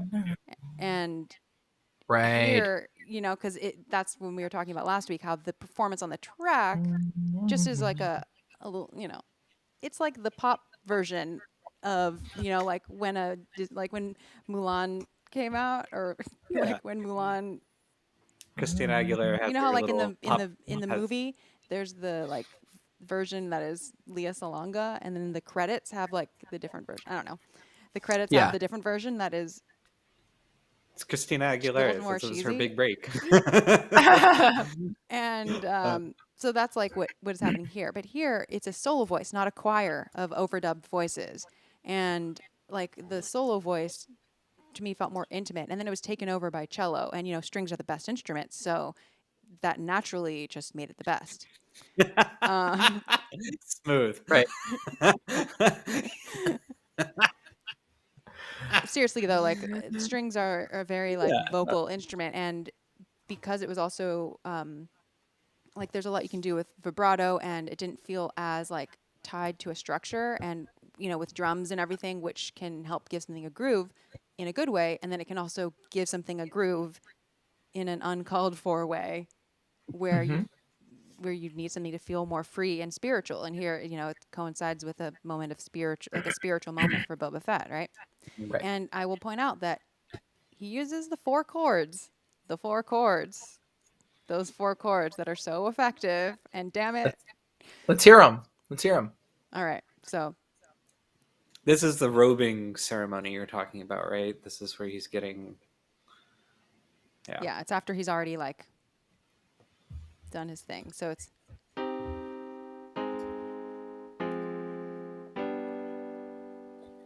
Yeah. So it's the 1, it's the 6, it's the 4, it's the 5. Oh, so good. Every time. Yeah, and before that it's Right. It's so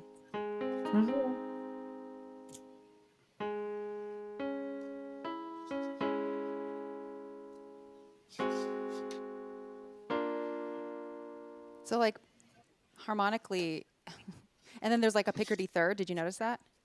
Mm-hmm. Yeah.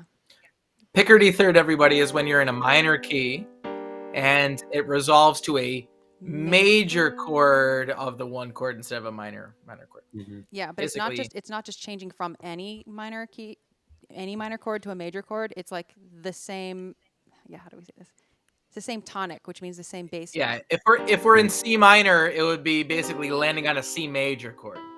And the difference between that in a triad is just raising the 3rd scale degree, so the 3rd note. So in C, that would mean changing the E flat to an E natural. And this can be really effective because you could have everyone holding their same note, and just the person that is like holding the E flat can slide into the.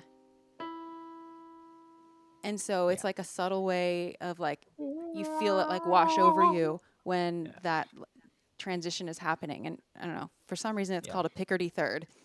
Well, there was There's probably a guy composer named Picardy. named Picardy, Yeah. that would use it a lot. Yeah. Yeah.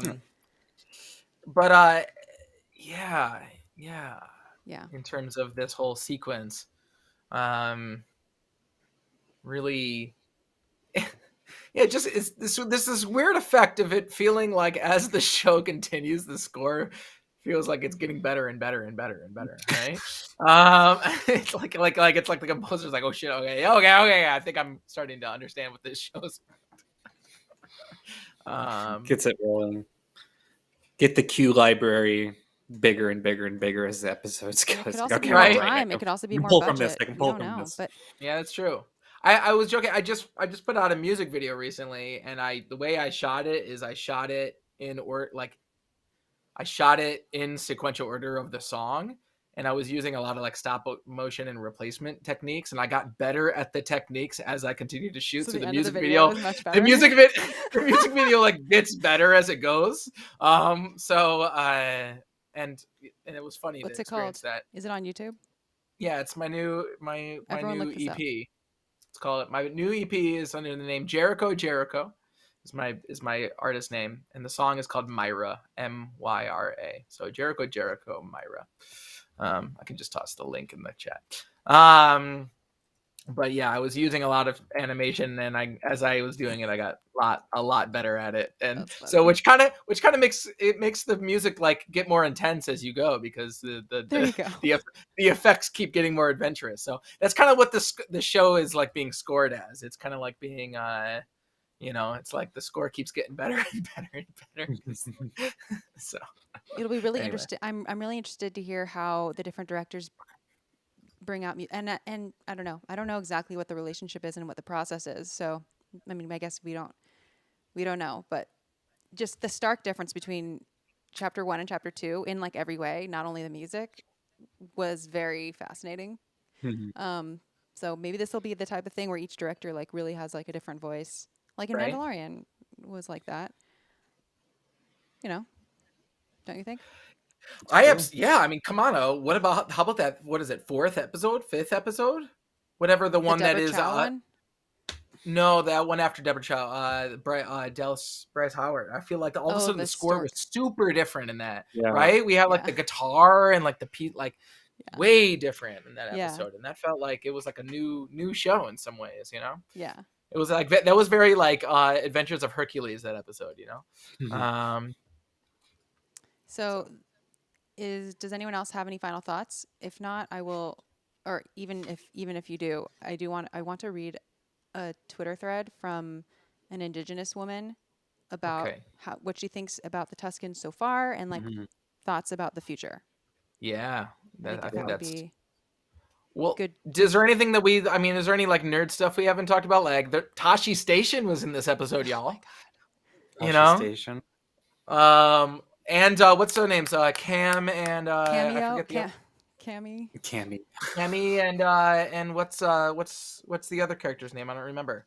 But they're from the deleted scenes in A New Hope. Those two characters. So the ones that he ends up saving.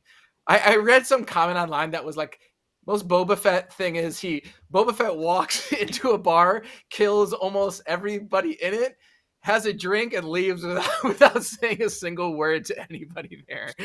That's basically what that scene was.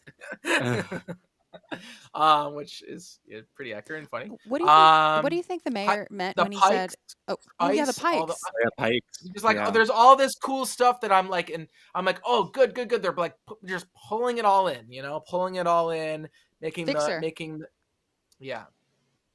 Jonas says Fixer. Fixer. Okay, cool. The name. Yeah. Yeah, swoop bikes, just so many call outs, Black Chrysanthemum from the comics.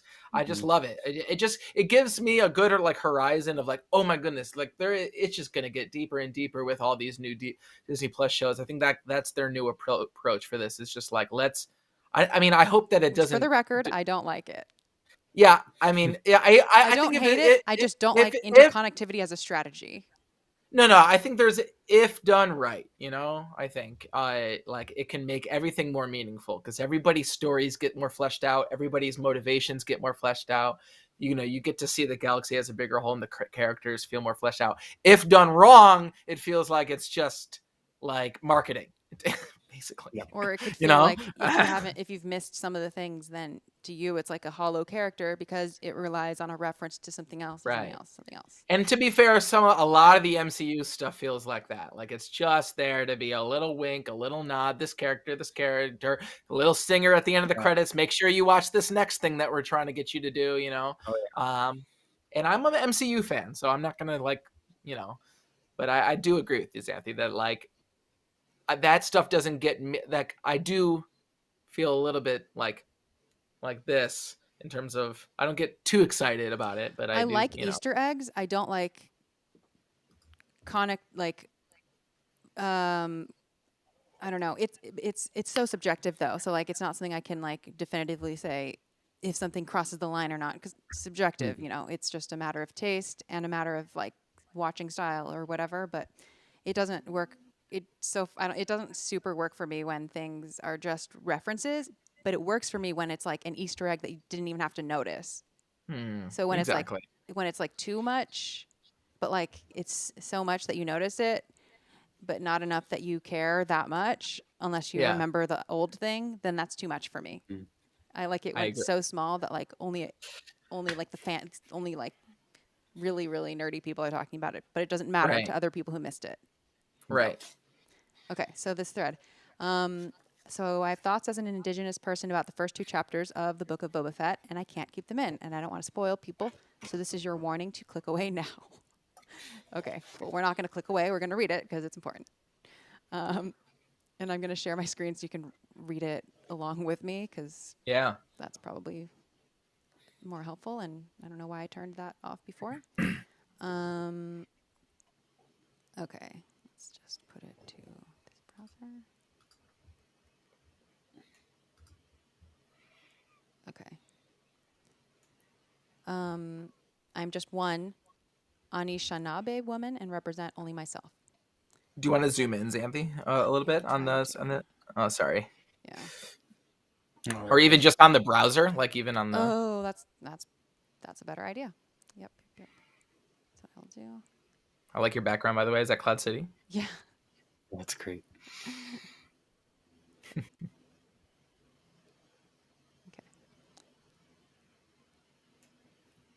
What the hell is... Okay. I have long loved the Tuskens ever since Knights of the Old Republic. People who know me well know that I've long threatened to write Tusken fanfic. So when I say that I loved the humanization of the Tuskens in Book of Boba Fett and Mando, know that it's from a long-standing Tusken fandom. So first, the good. Tuskens are finally shown to have an actual culture and society and aren't reduced to the stereotype of the ignoble savage from old westerns. The writers clearly took inspiration from real-life indigenous cultures when breathing life into the Tuskens. The writers make you care for these Tuskens, especially the kid, the warrior, and the chieftain. This should make the audience reevaluate exactly who Anakin slaughtered like animals. I've seen too many in fandom speak of Tuskens the same way Anakin would, as mindless savages. Again, they're people, and Book of Boba Fett reflects this so far. This is so important because they're not fauna, they're the indigenous people of Tatooine. Boba respects this indigenous people and takes on their fight for their rights and their land. Boba says land back. Boba's adoption and rebirth into the Tusken tribe is so important for his character development, and his continued wearing of his parts of his Tusken robes, even as a crime lord, shows this, which I hadn't actually noticed. This Boba found a new family, but that leads us to critiques and fears I have. Firstly, the Tuskens don't get a direct voice. Yes, they have their signs and their spoken word, but unlike Hutts like Wookiees, they rarely get subtitles for their speech. Most of what they say is interpreted through an on-screen character for us. This means non-Tuskens can control and manipulate their narrative. Yes, I know the Tuskens are fictional, but this echoes some media featuring indigenous peoples. Also, denying them a voice can further contribute to dehumanizing them. Again, they're fictional, but fictional stand-ins for real people. I know I'm not the only indigenous person to identify with Tuskens. Secondly, this is clearly inspired by captives' narratives.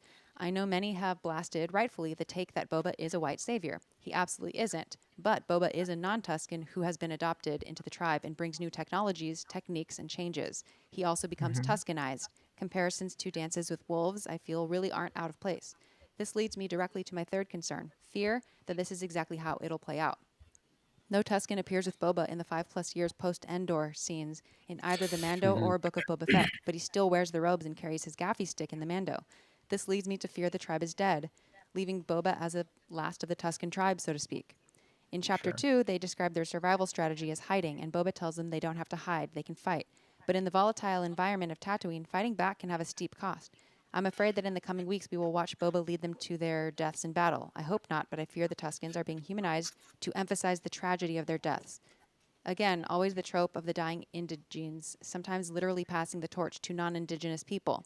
Finally, it is awesome that Tem is an indigenous Maori man and that he's had an influence clearly on the portrayal of the Tuskens, but we can't rely on just having an indigenous actor or two in such a production.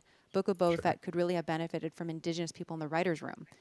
Again, Tuskens are fictional, but the people they represent here and who identify with their struggles are very real and face the consequences of indigenous stereotyping, misrepresentation, and lack of representation in real life. But we also need to recognize that Tem starring in this show is also representation. So, a mixed bag, and I appreciated the thorough take. Oh my God, yeah. So important.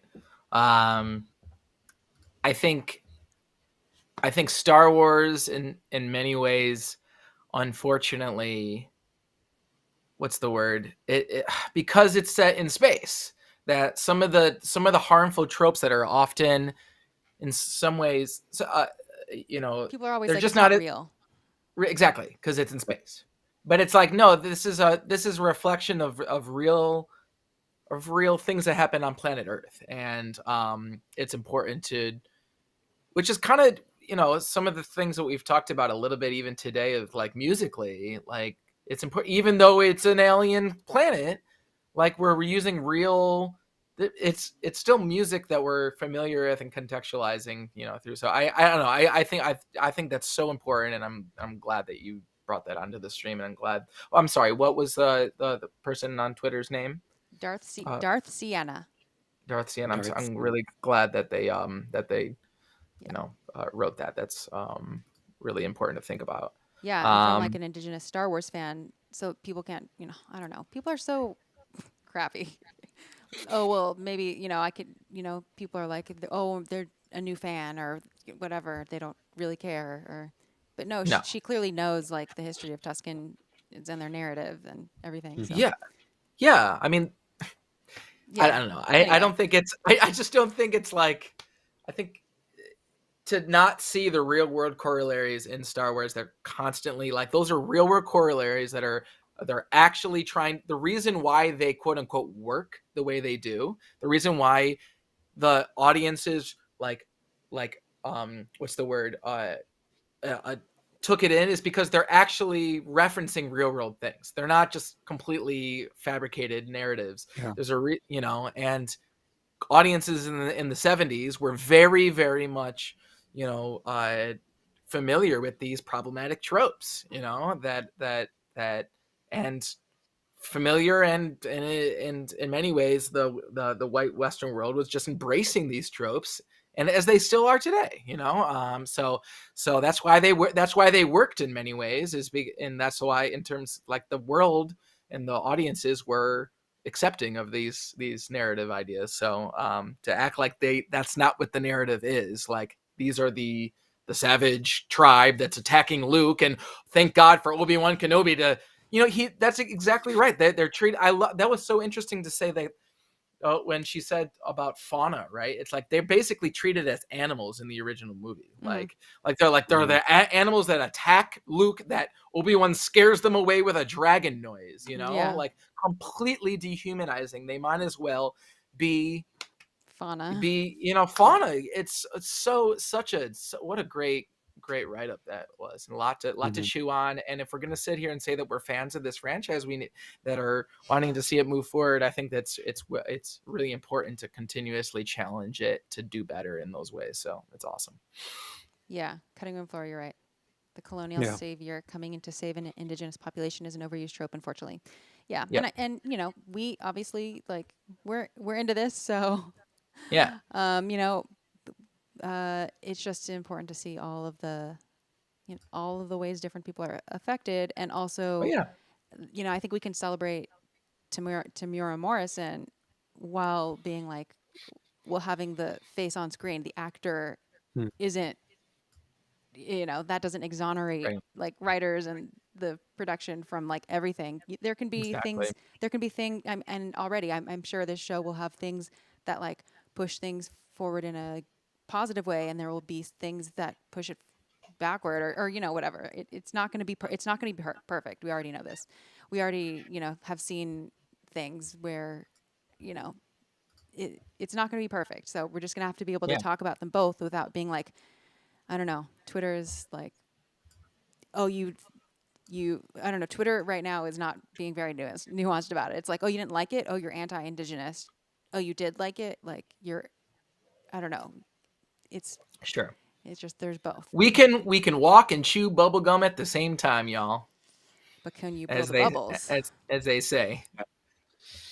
Okay, and we can blow bubbles too. We can do these things. Well, aren't you talented? All right. Yeah.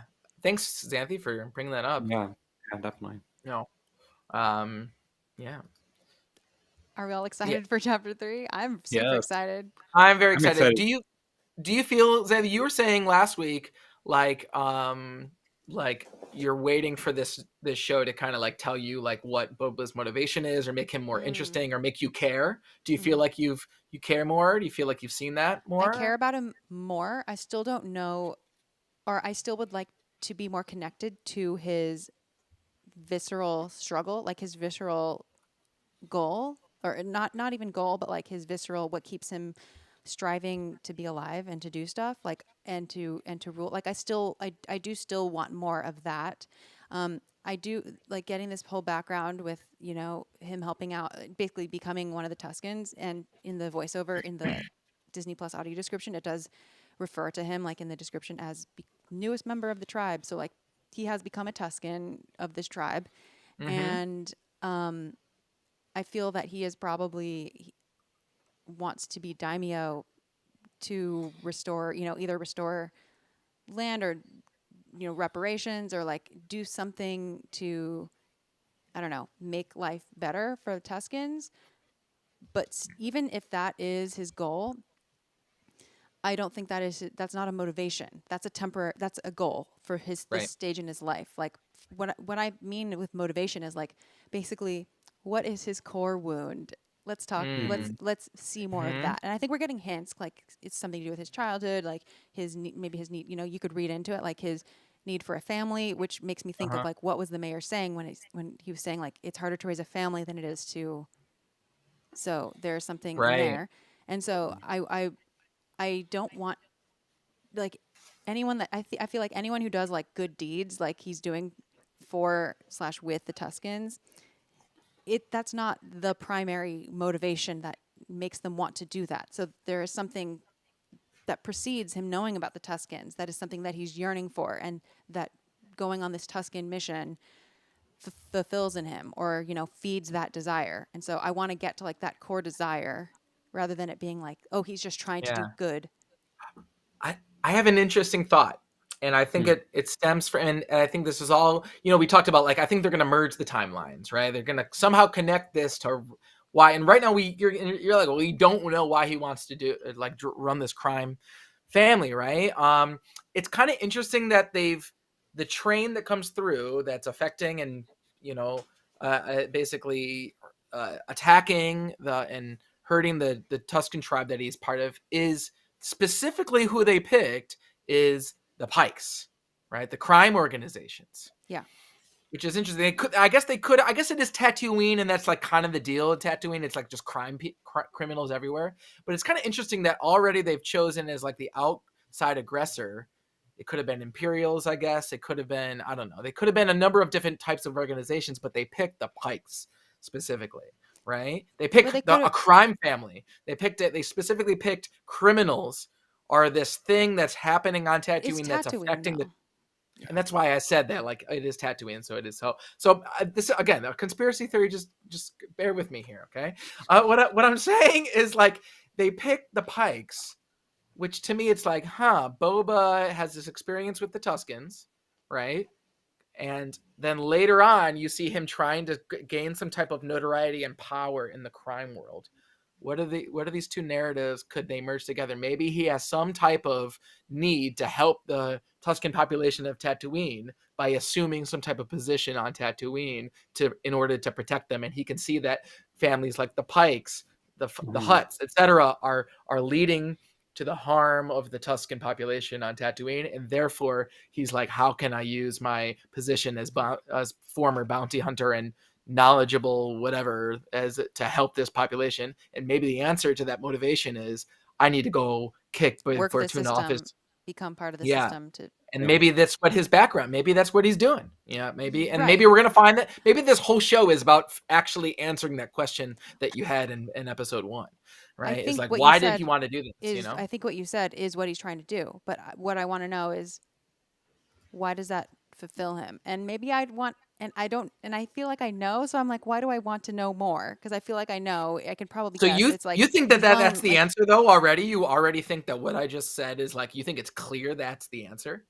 Because I think that's up in the air. I think that helping the Tuskens as his motivation to become a criminal is not taken for granted right now. That's a very much a theory. To me, I wonder if I'm you wrong. Think that's but obvious. To me, I can't see any other. To me, I feel like that's what it is. Well, maybe that's why the show is for kids. Maybe we're just like, all right, that's obvious what's happening. But maybe the 10-year-olds watching I want are like, to know, why is he doing it? Why does he want to help the Tuskens? Because they helped him. And I want to know why did that mean so? Because not everyone would go that far.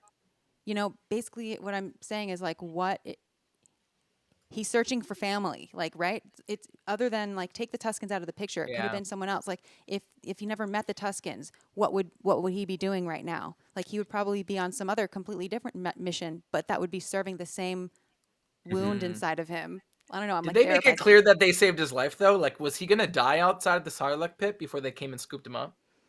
I don't know. Who knows? Yeah, I don't know. It's hard to imagine another timeline, but like, and also like that, I feel like knowing his core motivation, like, I mean, the thing that he lives for, like the thing that preceded the Tuskens, and the thing that even if this chapter of his life is over and he goes to another planet or something, the thing that will still drive him, like his childhood wound is like basically what I'm talking about, and what he is, and even that would probably be related to like, and I also want to know why Fennec is like, what is up with their bond? Like, why are they?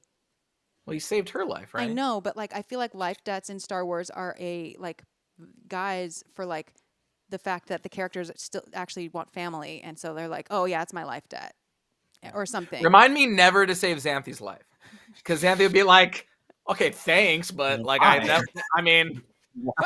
Xanthe like, thanks, but I don't really owe you that much, I don't think life debts are like they're a thing, but like they're not a thing. I think life debts are a thing on paper that once your life is saved, you're like you're really jazzed about it. But like once like a year into your life, a year later, you're like, Man, I like- am so jazzed but that like I am just tickled pink that you saved. right. No, I mean you might be enthusiastic about serving your life debt, and you might be like, you might have these visions of like, yeah, I'm going to be grateful every single day for the next, 40 years. Like I'm going to be really grateful. Yeah, I totally owe you this life debt. But 6 months go by, you're going to be like, oh, can we shorten this sentence? Like I kind of want to do other things. Like the life debt thing it cannot work the whole time. And I wouldn't even want someone to serve a life debt to me. I feel like they would just murder me. I'll say this. It definitely doesn't work as a narrative device to make a viewer that's not in that, like, to sustain. I understand what you're saying though. Like it doesn't sustain the, what's the word? The characters. It's too lazy like of an explanation to be believable. Yeah, And like I get you. I think we were only able to believe it when it was a Wookiee, and we were like, oh, okay. But it was a Wookiee, so we also kind of like, I don't know. Yeah. It also seemed fun to be part of the gang, like whatever. But something like Fennec being like, she was this badass, right? She had her own thing going on, and now she's Boba's right hand person because she had a life debt like years ago, like because she's a life debt. So all good here. Life debt. I'm totally happy with where I'm at right now. It's because I have a life debt, guys. Okay. I think it's a bummer to have such a badass, especially like female person of color character. Anyone. I don't want life debt to be the reason.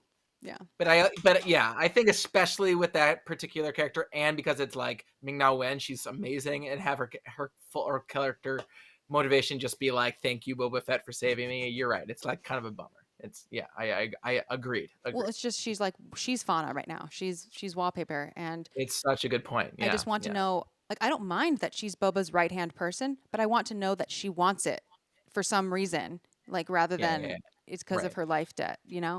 I want to know what purpose she thinks that she is serving. Maybe she's gonna backstab him. Right, yeah. But still, I wouldn't even know why she would want to be daimyo. Like it would be the same question. Is like I just don't. I want to know what's in there. I want to know what's in her heart. Also, yeah, I hear you. But anyway, I'm with you. Do we have any predictions? We didn't really do predictions for our first episode. I realized, like in terms of like big, like do you want to make a list? Do you want us to do that? You start. I don't have any predictions. No. Okay. Hey, I've been the one making predictions all stream. I'm you're the prediction person. You're the one that like had this list of predictions for our band batch streams. That was musical ones. Okay, yeah, but do we have any musical? Well, here's the thing. I've been completely refuted by these last two episodes that I feel like our prediction is not me. Like I feel like because like things are so different, and it's like one of my predictions was Fennec's theme was going to appear, and so far like that has not been followed up on. I no longer think that was going to happen.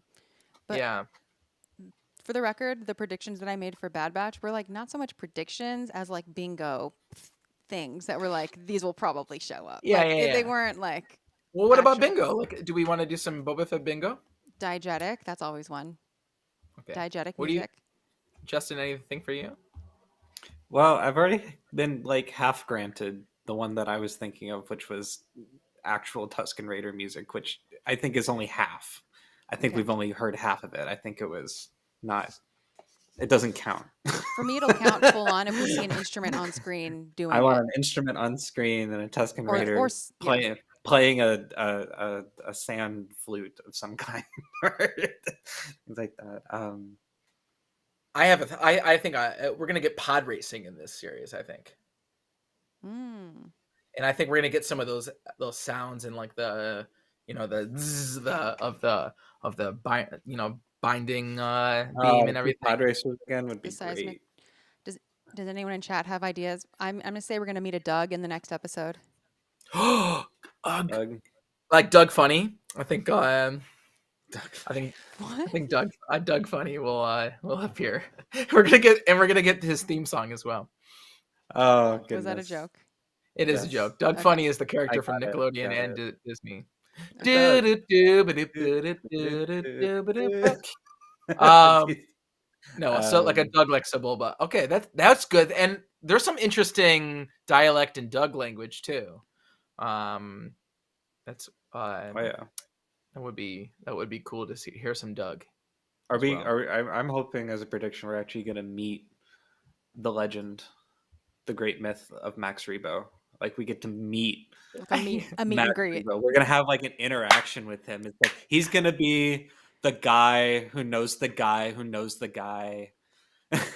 Gotta go talk to Rebo, huh? And we just have like a dead serious like dramatic interaction between Boba Fett and essentially a big blue Muppet who's Exactly. he's like delivering information to him very seriously. There's like dramatic score, but it's like this like live action Muppet. Oric Fonts. Hey, good to see you. I Quail agree. Man, You know Matt. what? Yeah, there you go. I'm gonna say okay. Regarding diegetic Tusken music, I think we have to see. I think we need it to be clearer than it was in this past episode. Yeah. Yeah. Okay. Yeah, Yeah. I mean, you don't see the thing is, I feel like we've basically seen every part of their encampment, right? Like we haven't really seen instruments hanging around there, right? So I guess it's just really like singing and Well, body Singing percussion. too. We That'd don't be know. good. We don't. Yeah, we don't. Body. Yeah, exactly. Body, Bo- percussion. Their gaffy sticks. Never meet your heroes. Never Quail meet- Man? 'cause Is that what you're talking about? No, Max Rebo, I think. Oh, right? Max Rebo. What do you think Max Rebo sounds like? Like, how do you think he talks? Do we know? He just talks through the organ. Just Is that what you think all he musicians does. do? He just talks Boba through Fett- that. whole Boba time. Fett can speak. Oh, don't worry. No, Max I Rebo speak. go- If Din from Mandalorian could just straight up speak Tusken Raider, Yeah. I think That Boba would be can just sweet. speak Rebo. Oh, that's a good. That's a. Yeah. Okay. Maybe we'll see Yeah. Boba start to. Try to speak. No, yeah. Maybe we'll see him like learning some of the same things that that Mando was learning. Mhm. Oh, this is a good one. It was sign language, right? It was like that he was using, right? I'm hoping to see other Tusken tribes too. That would be cool. It would be cool. I just love the costume design of this particular tribe that we're spending time with. I said it last stream. I'll say it again. I love how they look. Really cool. Same here. Here's a freebie, an 11-beat rhythmic cycle. Yeah, that's gonna happen. 1, 2, 3, 1, 2, 3, 1. Yeah. Max But we're Rebo gonna is an switch up abusive the jerk. division. Slander. Is what we're gonna do. Ooh. We're Max gonna Rebo's an abusive jerk. What? Slander. Ban. No, I'm just kidding. Oh no! Oh no! Oh, and we're gonna get. I think since we've already had it every episode, I think we're gonna get another Jizz Cantina Yes, of course. music, but in this new style. Are we gonna get a Max Rebo track every? Are we gonna get the Max Rebo album? Is this That what's would gonna be happen? so sick, dude. We got Sid's jukebox. I want the Max Rebo EP. You know what I want to hear? I would love to hear that like Baroque like whistle sound from Return of the Jedi texture, like something that sounds somewhat like that from Jabba's palace. Like I loved, like you talked about it last week when we were talking about the palace throne room scene. The diegetic palace music. Yeah, I would love to hear something that sounds something like that with specifically with like the wind instrument texture. But that would tell us something about what music Boba likes to listen to. Yeah. Freud. Yeah. Because that would, if it's diegetic, then that would mean, because that court jester music in Return of the Jedi that Jabba has playing, right, that's what Jabba has put in there, and he's well, I think it's Max's band plays that stuff because they end up playing something kind of similar sounding on the actual sail barge too. The Baroque thing. Boba's a sail waver, Star Waver fan, right? He's a Star Waver fan because maybe he Boba was plays that. bobbing his head to You know what? Boba puts on like EDM playlist to suit up. Yeah. I hope we'll put it on the bingo list. I'm hoping that doesn't happen. On an appearance of Star Waver. Yeah. Anyway. Do you think we're leaving Tatooine in this series? Do you think or we're spending the whole time there? I feel like we're gonna spend. I feel like we're gonna leave at least the majority of in the time on flashbacks, Tatooine. and I hope that we do. I have a theory. Okay, me too. You go first. Well, I have a theory of what we're gonna see. And I guess this is related to leaving Tatooine. We're definitely gonna see. First of all, we're gonna see Slave One, and like I think we're gonna go to the hangar in the in Jabba's palace. But here's okay.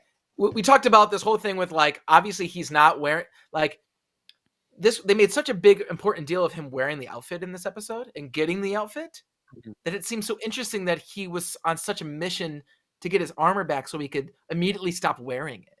You mean like the new robes? Yeah. The Tusken And robes. is he still wearing the Tusken robes underneath? Still, it doesn't seem like he is he? It doesn't seem like he is. Mandalorian, right? He was in the Mandalorian, Mandalorian. right? But in Yeah, this this is show, he after. seems to not be wearing that anymore. And maybe I'm wrong. Maybe he is, but it seems like they made such a big deal. Like, hey, this is the special thing that he seemed on such a mission. And the other thing that here's this off-screen thing that definitely has happened multiple times is that Boba Fett loves making sure that his stuff is like painted to the nines, like, and that it's always green and red, like, because Slave One is not green and red in Attack of the Clones, and he gets the ship and he's like, green and red's my new color, and I need to like Boba Fett throughout his life has made many conscious decisions to make sure his branding is consistent, and by saying, okay, my armor is green and red, and my ship has got to be green and red. And then when in the Mandalorian, in between episodes, he gets a new paint job.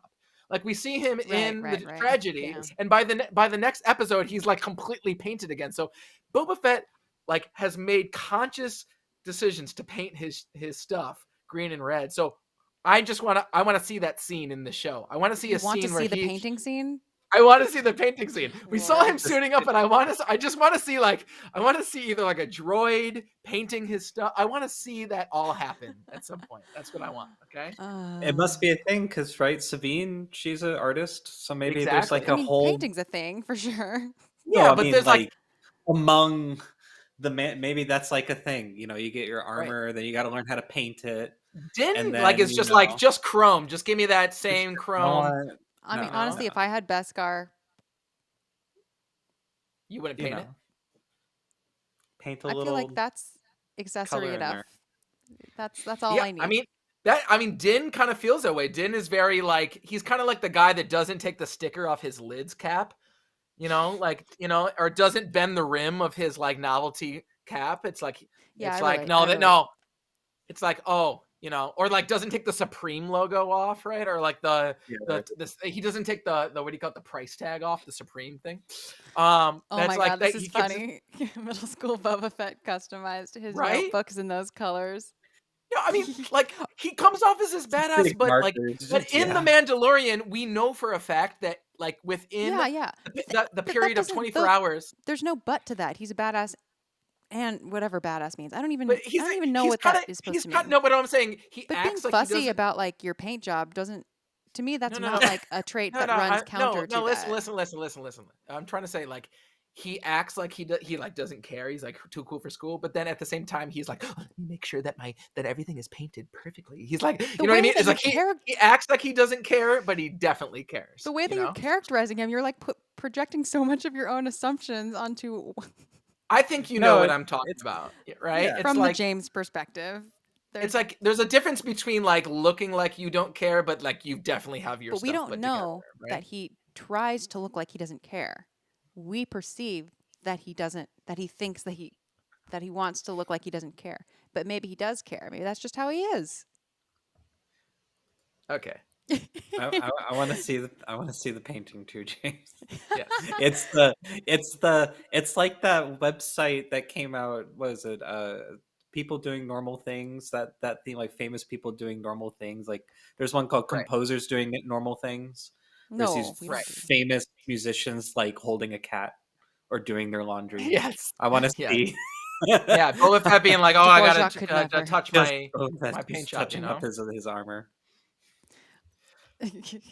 Well, okay. My thing that I want to see is I want to see I want to see other planet. Like going back to if we're going to go off planet, I think we are in the flashbacks, and I would like to see with a younger actor.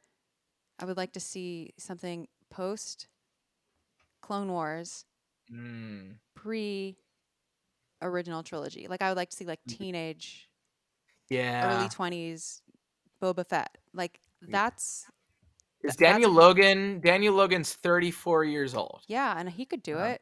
He totally could do I it. would love if he did that. It'd be awesome. Yeah.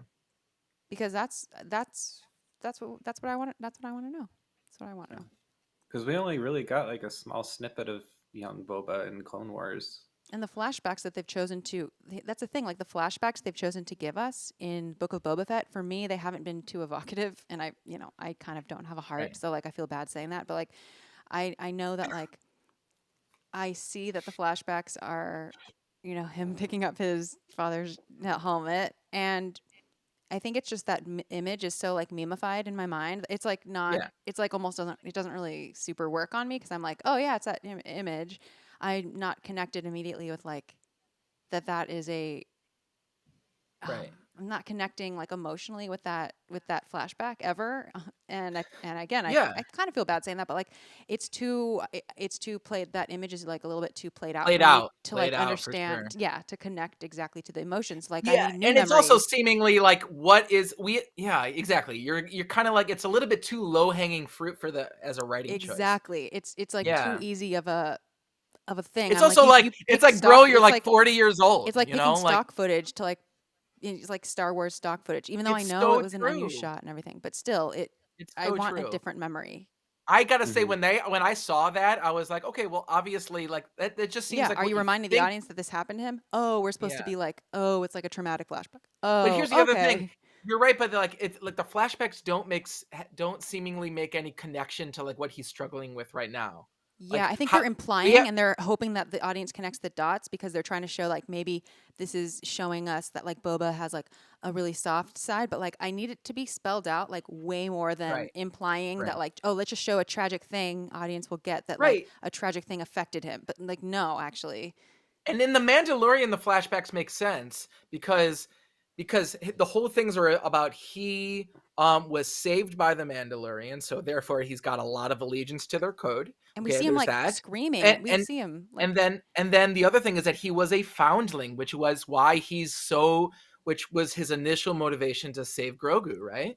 And so it like makes so much sense with the story. Right now, I'm not seeing how like the loss of his father has anything to do with what Boba Fett's going through in this show.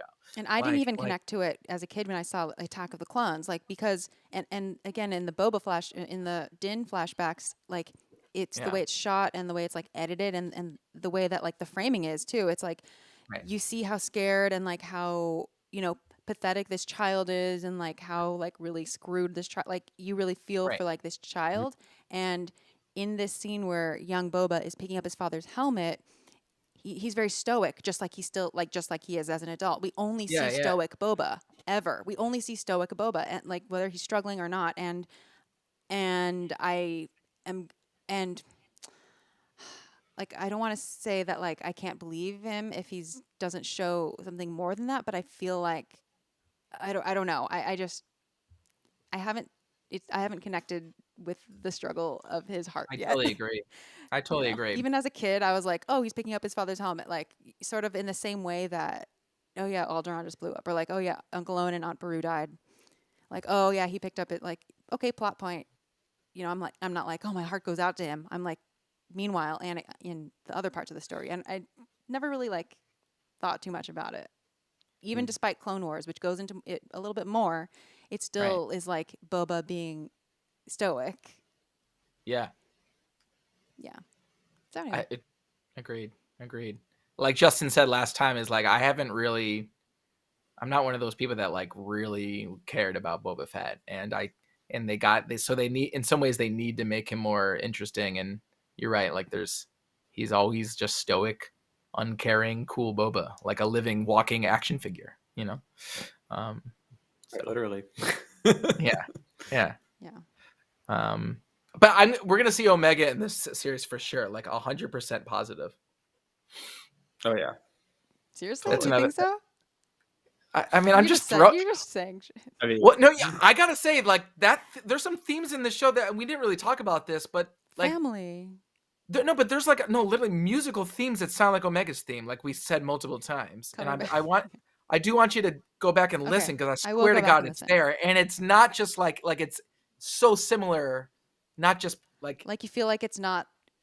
it Yeah, seems like an like- intentional nod to her Okay. themes. if we And get remember what I Omega, yeah. Okay. that would be And crazy. remember they made it very clear that it's like there's Boba and Omega that are the two Yeah. clones of Jango Fett that are Mhm. like natural clones, right?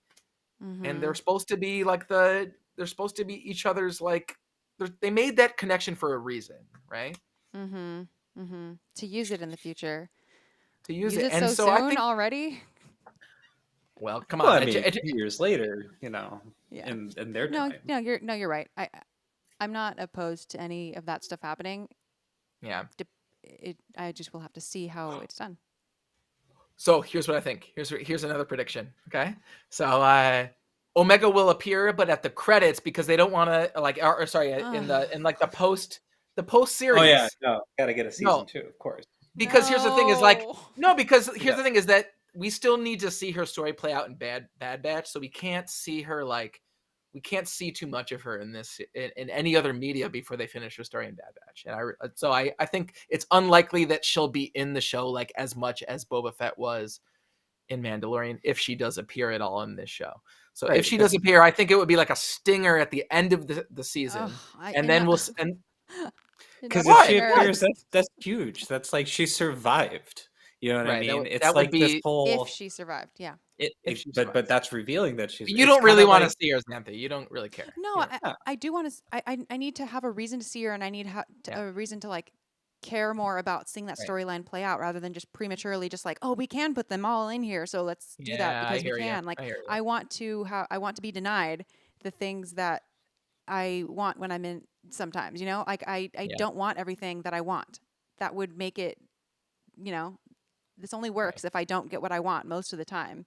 Otherwise, then I'm just like start dissociating from it because I'm like, okay, I now I'm just agree. too used I to getting agree. everything. So I get so no, excited. not funny. I I get we talk about excited. this where I'm like, I could wait 10 years for like a really, really, really good movie. I could wait. I could wait. Yeah.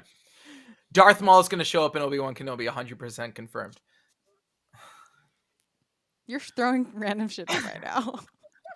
I feel like what I want to happen is I'm just going to throw as many things at the wall and just so I can just take these little clips from these streams and be like, see, I was right. Oh my God. Yeah. Well, we're going to end this stream now. So Kira is showing up next week. Okay. All right. So anyway. you get one more. What about the one that Mace Windu is going to appear? He secretly someone survived, did and he's say going to that. appear in the series. That's what's going to happen. Mace Windu is going to appear, and he's going to have a Jedi wallet that says "Bad Mother," Oh you my know what on God. Okay. it. With robot All arms. right. He will have up droid arms. On that Be note. All right, sorry. No, it's all right. On that note, thanks everyone for joining us. Everyone check out James's new EP just dropped today, right? Yesterday. Yeah. Whatever. It's the internet, so it's out. And it's under the name Jericho. The old lady who asks Skywalker who will show up. Okay. Well, that would be so funny, right? She's just like, what? And she's still that age. She's like still that age, like 30 years and then she's like, beforehand a or whatever it rain's is. coming on. Yeah, the sandstorm's coming on. Annie. She's the woman that doesn't age. That Oh, for some no. reason is the only person that we've ever seen in Star Wars that cares what family you come She'll from. be like, that. Like "Who that's are you?" ever a And he'll be thing like, that "I'm anyone ever Boba asked. Shand. We literally live in a world where people have like names just like like what's his name? A DJ is just like a guy's name, right? Don't join. Or like Jabba the Hutt, or like nobody has family names in Star Toggle Wars. the Lesser. Yeah, and so, for some reason this woman's like, they do. oh wait, why don't you have a last name, right? Well, she knows that humans tend to have last names, so That's true. You're probably right. Yeah. Sorry. I'm right. Clip that Except part of for the stream. Star Killer, but not canon anymore. So. All right. We'll be back next week for chapter 3. Can't wait. can't wait to be mind blown. Can't wait for just all the surprises, and looking forward to it. We should go out with a song as always. Gosh, Droopy who? Funny. Droopy Okay, McCool. this I would want to see. Now this I want to see. I would love to see Droopy McCool. That would be so funny. That's how the season ends. Welcome. That's the end of the season. It's just a like stinger's allowed only if it's Droopy McCool. and they make a big deal, and everyone just is like, wait, why did they just make a big deal of Droopy? That's the only McCool? stinger I will accept. Droopy. Or a hut, or another hut. Like I could always. I wouldn't. I'm not going to say no to a hut. Okay. So. Well, you know what's funny is that what's Zero the Hutt's voice sounds like Droopy Dog from the from the cartoon. So little connective tissue. You know that guy, right? Zero the Hutt. You know that voice. Go look up Droopy Dog from the old Warner Brother cartoons, and go look up Zero the Hutt. Okay, they sound exactly the same. Okay, I'll look it up. All right. Bye everyone. Thank you.